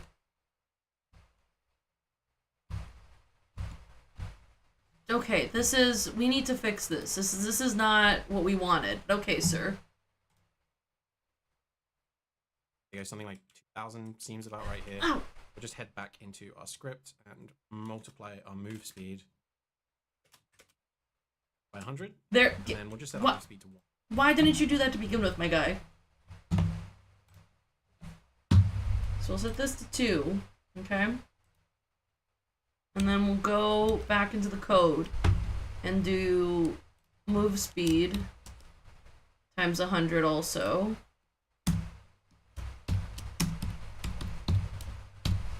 Okay. Keep it low for now. It is too slidey. Okay, maybe it doesn't need to be about 2. So now we should be able to just sort of move around the screen, rotate our vehicle, and our ship can start to fly around based on our move speed. We might want to increase this a little bit. But actually, why am I so bad at... maybe 3.5? No. Pick up some momentum. That's pretty good. The weird thing now, though, is that we kind of want to be able to stop. I actually don't like that if you press down, it just kind of moves you in the other direction. Yes. So what we want to do is come up here and add a new variable called stopping power. Stopping power. This guy is goofy. This is a goofy guy. Alright. Serialized field. And don't mistake my ragging for... Oh, serialize. I do appreciate that this guy made...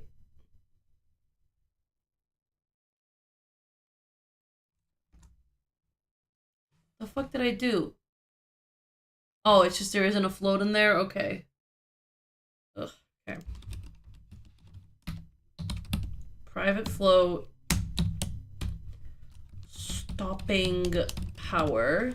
Here we go. Because they didn't have a float to serialize. I got you. I understood. And then whoa, we'll check if our forward input is greater than...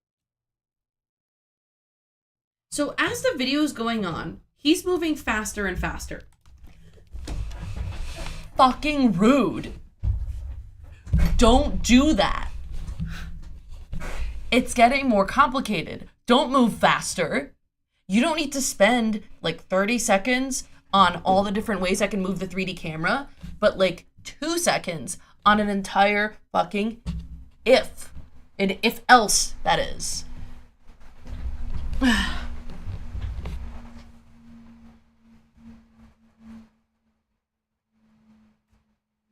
Sorry, I fucked up my green screen because I got too heated.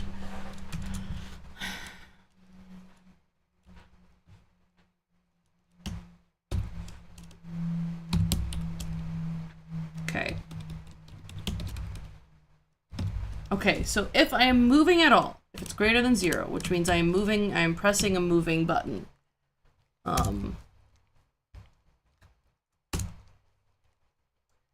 Then m_rigid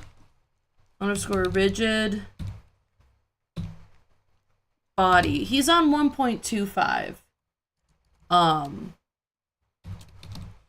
Which is fine, but he just...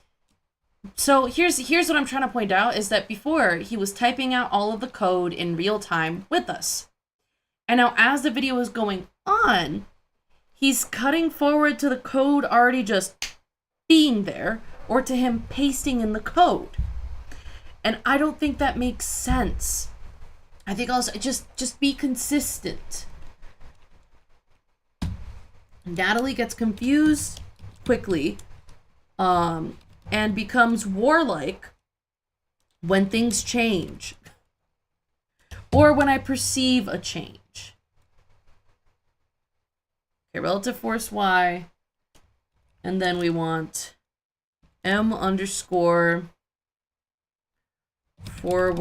input times m_move speed times we want 100 frickin' floats, baby. Times time dot delta time. Oh, delta time. Boom. And then we want our... And then, oh, it's not even an else, it's an else if, baby. Maybe he was typing fast. Maybe I didn't see it. Maybe I got mad for no reason. Natalie's been learning how to express anger in therapy. I hope you enjoy. And 0. And if it is, we'll just do our normal force multiplier. So basically, just if we're pushing accelerate, then we accelerate. And then if we're pressing back or... Oh, you just got rid of this entirely. You said, no. Not here. Okay, I see. So, else if... Down, we want to slow ourselves down. So we actually want to stop. And we want to make sure that we stop at 0. So we're actually just going to set the velocity ourselves. And we're going to essentially interpolate between two values. So we're going to do m rigid body dot linear velocity equals vector2 dot lerp m lerp dot linear velocity, which is just our current velocity, and vector2 dot 0. So lerp. Sorry, I'm screaming, yelling, as it were. We're lerping. Don't let anyone tell you not to lerp, okay?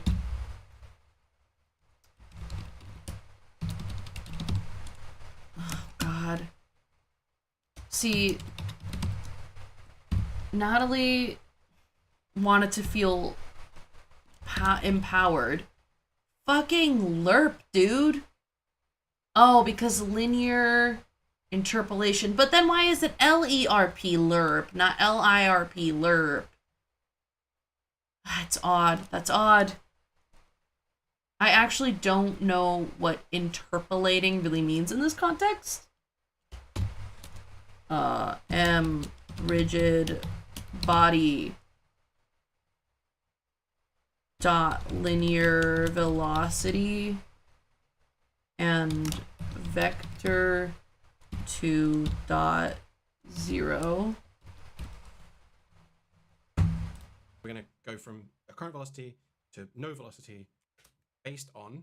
Oh, there's another one. I messed up. I stopped too early. Ooh. Stopping power multiplied by time dot delta time. Bro. M underscore stopping power. Power times time dot delta time. This feels like it's gotten away from Natalie in a big way.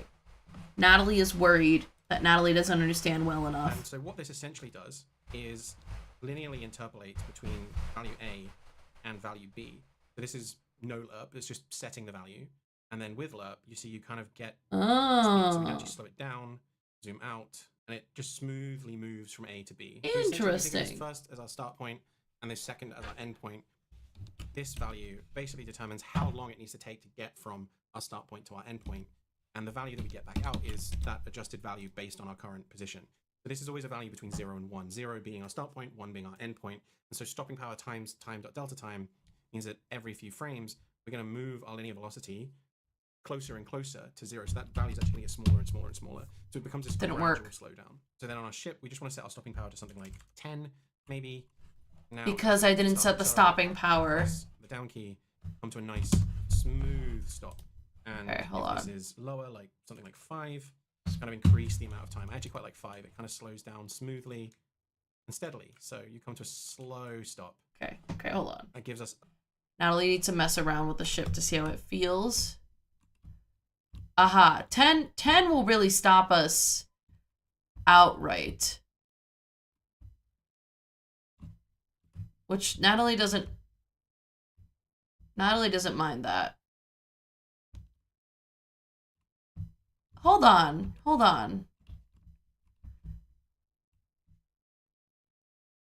Okay. Whoop! Shit. I'm off screen. Aha! I don't think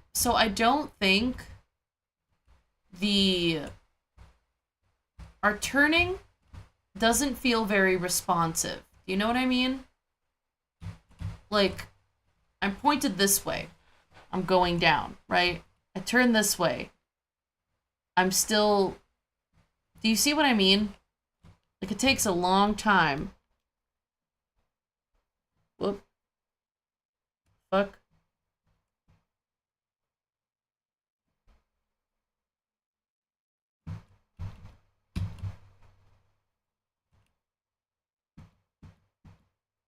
get myself back on screen here. Here we go.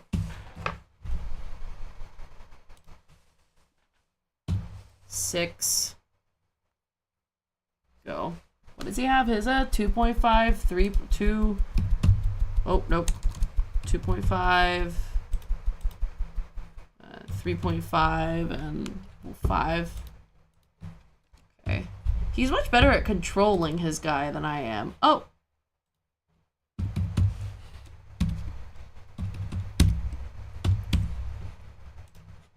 I am not as good at controlling it. So I probably want turning to engage some percent of angular momentum. Yeah, because right now it does not. Like, once you start going, that's great. But when you turn the ship... Because, so, oh, it's not really moving as though the ship has continuous thrust. It's moving... and then turning.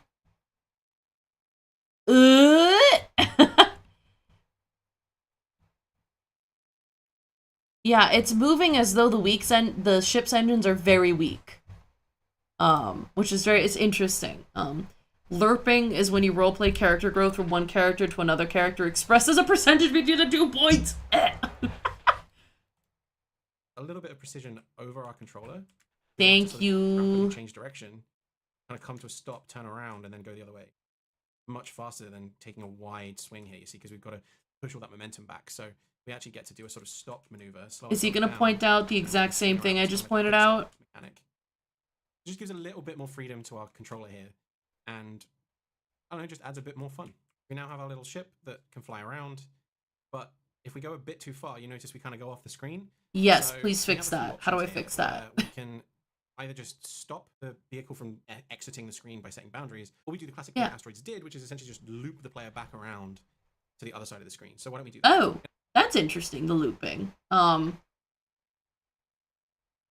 Okay, so have it thrust in the direction you're turning before it actually faces that way.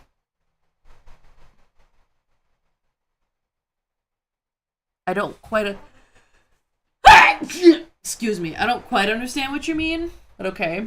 You're gonna hire me to write your word game? I see, that's a little... We're a little early on for that. I am currently, an hour and a half... I am at 1 hour, 35 minutes of a 6 hour and 13 minutes, tutorial on Spaceship, the game. Should I do something silly right now instead of doing the next step with the bounds? I think I'm hearing, yes, Natalie, please do something silly. Please be silly. And I'll be silly just for you.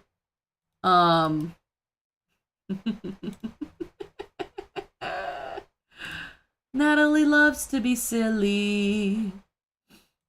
Natalie loves to be a fun guy. Natalie loves to have fun. Oop.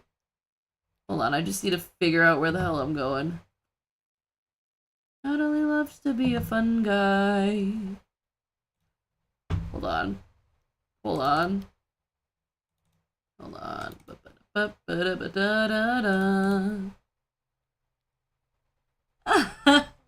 I love words and I get typecast. Okay, wait. Assets. Sprites. Paste. Okay, and then in here, we get cropped Doug.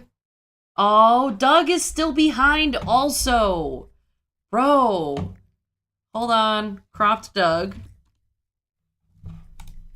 What? Cropped Doug? There we go. Here's cropped Doug. And Doug. Hold on. Let's see if I can remember. Hold on. We're going to add component. We are going to add a polygon collider. 2D. So Doug now has collision. And then actually, Doug is too big. Or maybe Doug is too small. Hold on. Link the scale. Doug. No, I kind of, part of me wants to make Doug the spaceship. So, and by Doug I mean Dora, as we all know. Here we go. 0.8, baby. And then we add component. The next thing we need is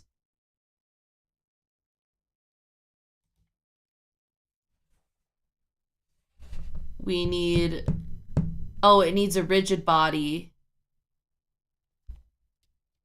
And it needs the ship controller script. Okay.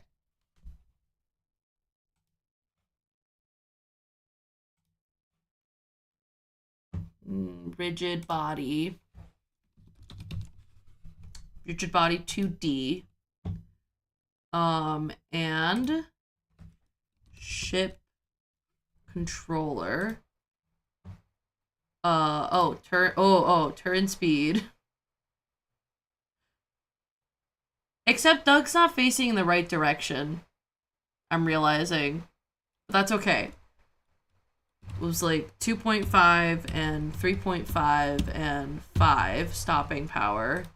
And then I also need to say that Doug is the player character. Da da da da da da da da.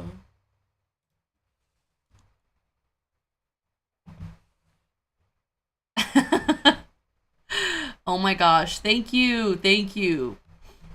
I appreciate that. I just want to see if I can make Doug do what the spaceship is doing. Ship. Where is the thing I need? Because there was something we changed about it, and I cannot remember where it was.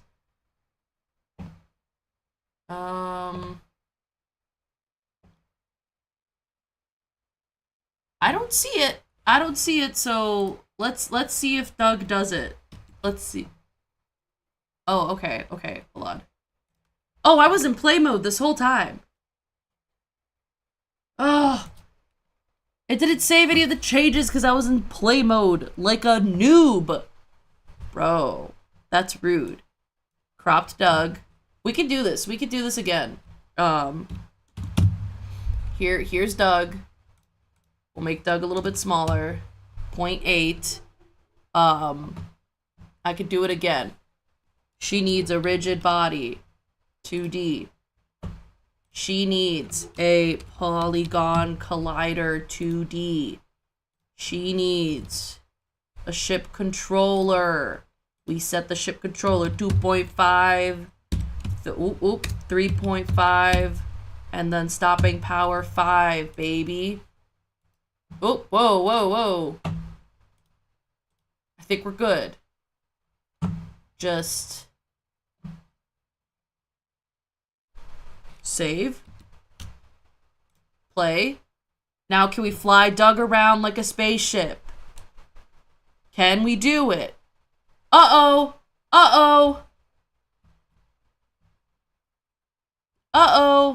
I messed something up. But how else are we to learn? Doug and the spaceship move as one.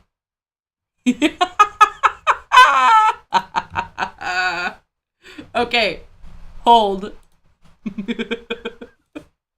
Okay, I turned the ship off. We play.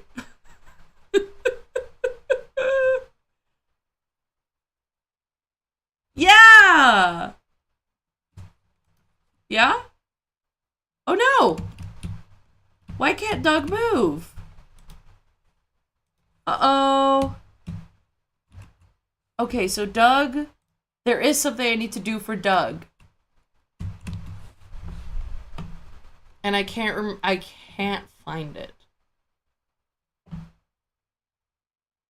I need to make Doug the player character. Oh no. And I don't think it's in the rigid body or the polygon or the ship controller. Player. There we go. It's the tag. It's the tag. I got it. I got it. Okay, okay. And now it can be Doug ship.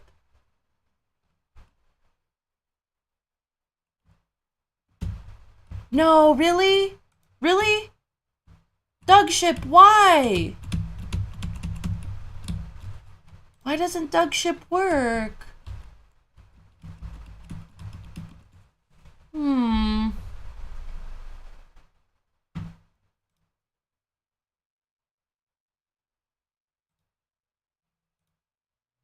I don't understand why Doug ship doesn't work. But if I put... Okay, hold on. Doug ship gone. Regular ship here. Oh. Regular ship here? Regular ship work.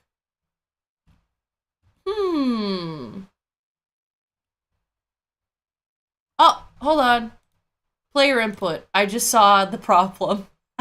Okay. Okay. Turns out I can't remember everything all at once. Player input.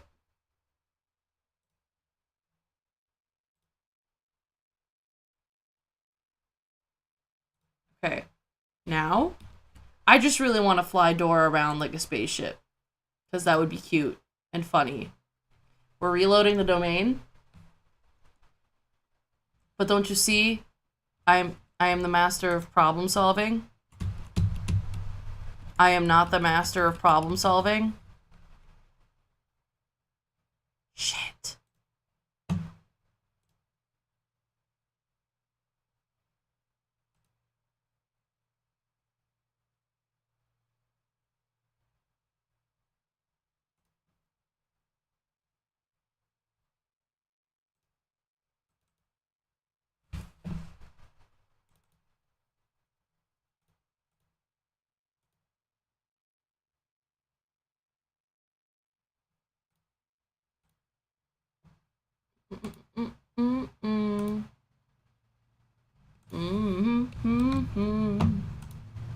We're getting there. We're getting there. So, part of the reason I did this right now... Yes! Yes! Yes! There she goes. She flies butt first, ladies and gentlemen. Because such is the life of a cat. New. Let's go, Douglas. So part of the reason I did this is to try to make sure that I'm trying to help myself remember. And the best way to remember is by doing the thing on your own. Dude. I can make a Douglas game now. Dora can be my new game. Whoop! My first and only game, baby. Yeah, the acceleration leaves something to be desired so far. But I'm sure that in the coming, 4 hours of tutorial, I'll learn something about that. Okay, let's land Spaceship Dora on this planet, shall we? In the background. Weep. Weep. Shweep.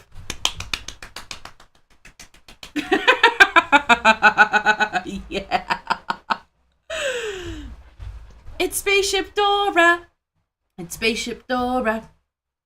Yeah, it's Spaceship Dora. It's Spaceship Dora. It's Spaceship Dora.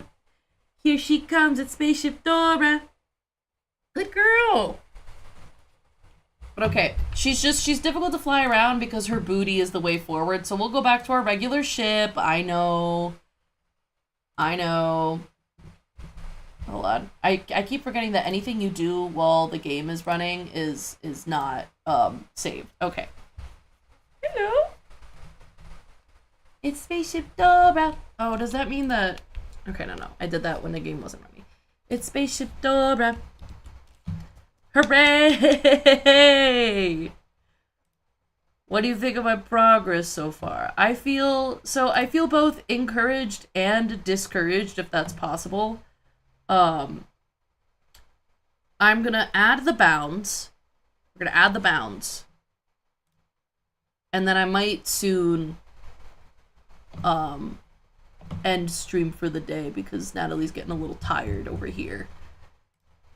In our code, then, let's define a rect for the bounds of our play space. Oh, I'm sorry. Define a rect for the bounds of our play space? Girl, what? So why don't we do that? In our code, then... Don't say such things to me. That sounds a little... Oh, that sounds a little dirty. A rect for the bounds of our play space? My god. Behave. Serialize field. And then we want a private rect. What the heck is a rect? M-bounds. Okay, beautiful. Next. Let's define a rect for the bounds of our play space. We always just want to set it basically based off of the minimum value. So it'll essentially be the bottom left of our grid here, which is about 55 and about minus 30. So we'll set that as... Oh. What are you doing, sir?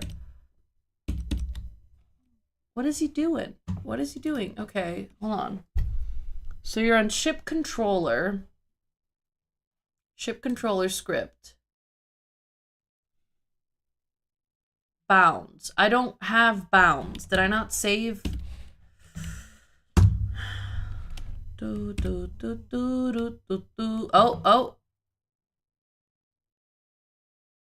Bounds. Oh man. Bounds. All right, so I'm just gonna trust the bounds he's devised. X is negative 55. Y is negative 30. Width is 110. Height is 60. Okay. Our X and Y value, and then the width is essentially double that. And that kind of just defines the rectangle play space of our ship. And what we can then do is call mbounds.tains and check if our current position is within the boundary. So we can call mbounds.contains transform.position. If we put an exclamation point beforehand, this returns a boolean. And the exclamation point means true or false. So it's yes. Inverse value. So yes. This essentially says if we're not within the boundary, we're not within the rectangle, then we are out of bounds. And as you can see, as we fly out of the screen space, we are registering as out of bounds. And then all we have to do is essentially figure out where we are and flip ourselves to the other side. So what we'll do is we'll grab. Okay. So we're going into late update after our else if with our movement. And we're doing another if statement. So if, and then we got not. M bounds dot contains transform dot position. Okay. Vector2. The position, and then Okay, our vector2 position equals transform. The program knows what I want to do. Incredible. If position.x is less than mbounds.xmin, then position.x equals mbounds.xmax, and then we'll do the opposite. Greater than mbounds.xmax, then position.x equals mbounds.xmin, and that way we essentially wrap ourselves around. Okay, so position equal transformed opposition. What does this do? What do you do? Okay.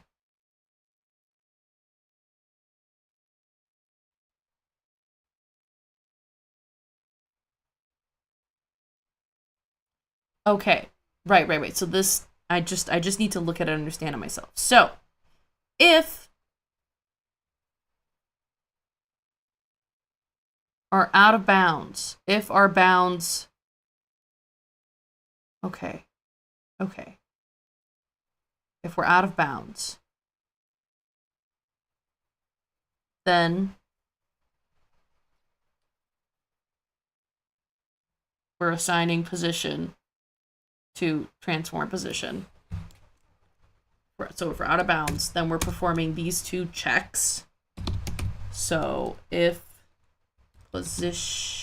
position dot x, so we're doing the, okay, we're working on the horizontal axis right now, is less than m bounds dot x min, which is something that's already exists here.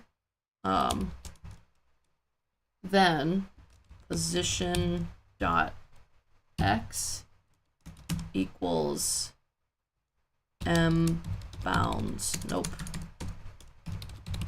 dot x max.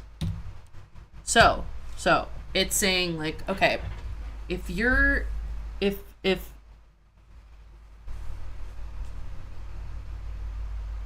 x min,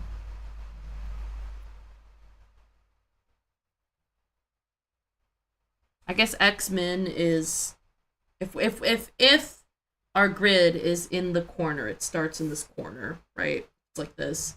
X min would be 0, and then x max is, I think, 110. So we're saying if our position is less than 0, then put our position at 110. So that's doing the wraparound thing. And we're also doing the inverse. Okay. I can understand. And so if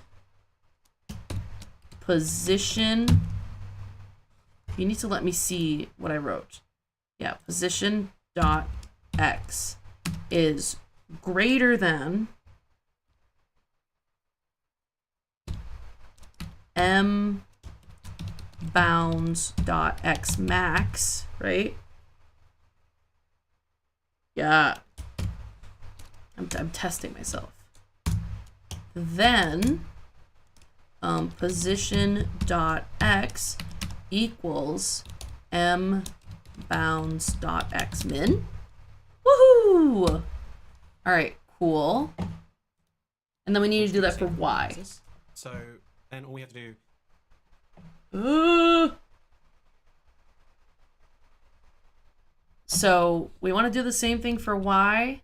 Oop. So I'm gonna copy this, paste it, and then just change all these to y because it's the same thing, right? Y. And I'll double check that the logic still works, but I'm pretty sure it does. I'm working late because I'm a singer. So cool, cute, wrapped around my finger. Okay.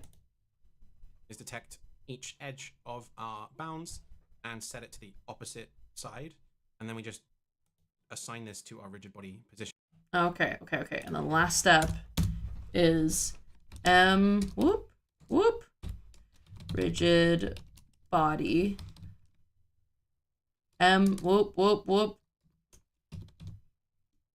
rigid body dot position equals position. Very nice. Now then, you should be able to just completely wrap around the screen. Ooh, all right. Shall we? Oh, shall we? Okay, so I'm working late because I'm a singer. All right, let's fucking go, baby. Let's go. And wahoo! We're wrapping around. I don't know why this is so exciting. But yeah, like I said, We are moving like an object that just got tossed into space, and not like an object that has thrust. You see, it kind of looks like curling, doesn't it? It's got curling energy. No matter which side of the screen we fly away from. You may want to allow the player to fly off screen just a little bit so it doesn't look like they're fully warping. So you might want to increase the values a little bit to 120, maybe minus 35, and bring this up to 70. Okay, so you're saying I should change the ship. So what did he say? 60, 35, 70, and 120. 60, 35, 115. Why? I don't know why you changed the logic on B's. 65. Okay. That should allow us to sort of spend a few frames off screen. I might just make the wraparound a little smoother, so it's not like there you go, that looks a lot better. The only downside is that sometimes you might go a little bit off, so you'll need to balance it a tiny bit, but you could also zoom the camera out just a little bit more if you want. That's better. Actually, if we set this to about 32, that seems to work well. Pretty happy with minus 70, minus 35, 120, 70 as my final settings here. And yeah, it's looking pretty good. We can fly around and we wrap around the screen. It's starting to come together. The only thing now is that we don't really have a limit on how fast we can go. If we just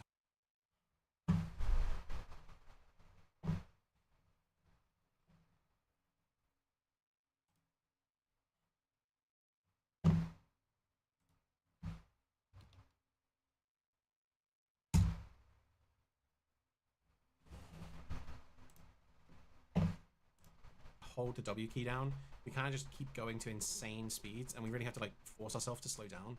So we probably want to put a cap on our actual sort of maximum velocity. So in order to cap our speed here, we simply have to create a maximum. Okay. Like I said, Natalie getting tired. So far, Natalie have spaceship what move and wrap around. It's pretty cool. I might come back to this on my own. I might just say, all right, we'll do it again next week. Because it's good. I'm having fun. I want to see how one makes an object like move on its own. Because now I know how to make a player object move. And I'm hoping we get to make the movement nicer. It's interesting to see how much work goes into just making something move on screen. And I can appreciate that it is a terrible, difficult mathematical art.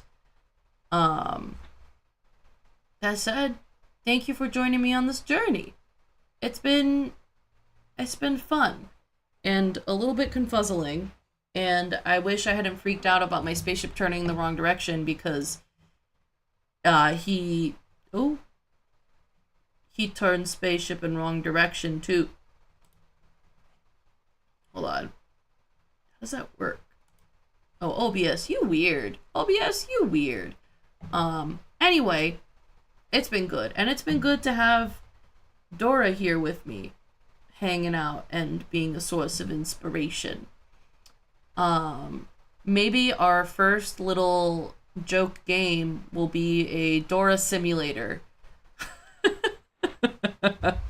Which I think would be fun and cute and also difficult to make. But you know, it is what it is, because I'd also have to make a bunch of assets. I do love that if you got a frickin' PNG, that could be your asset, as long as you don't want to animate it. Which is a whole other thing. I don't know if this tutorial covers any sort of animation, but I'll find out. Anyway, thanks for hanging out. Happy Friday! Wahoo! Wahoo! It's 4 p.m. Wahoo! I'll see you again on Monday for some Pokemon, probably both Legends ZA and Pokopia, unless I start playing Legends ZA and I go, need more peace in the world, Pokopia please, in which case I'll just play Pokopia. Because that game is good, dude.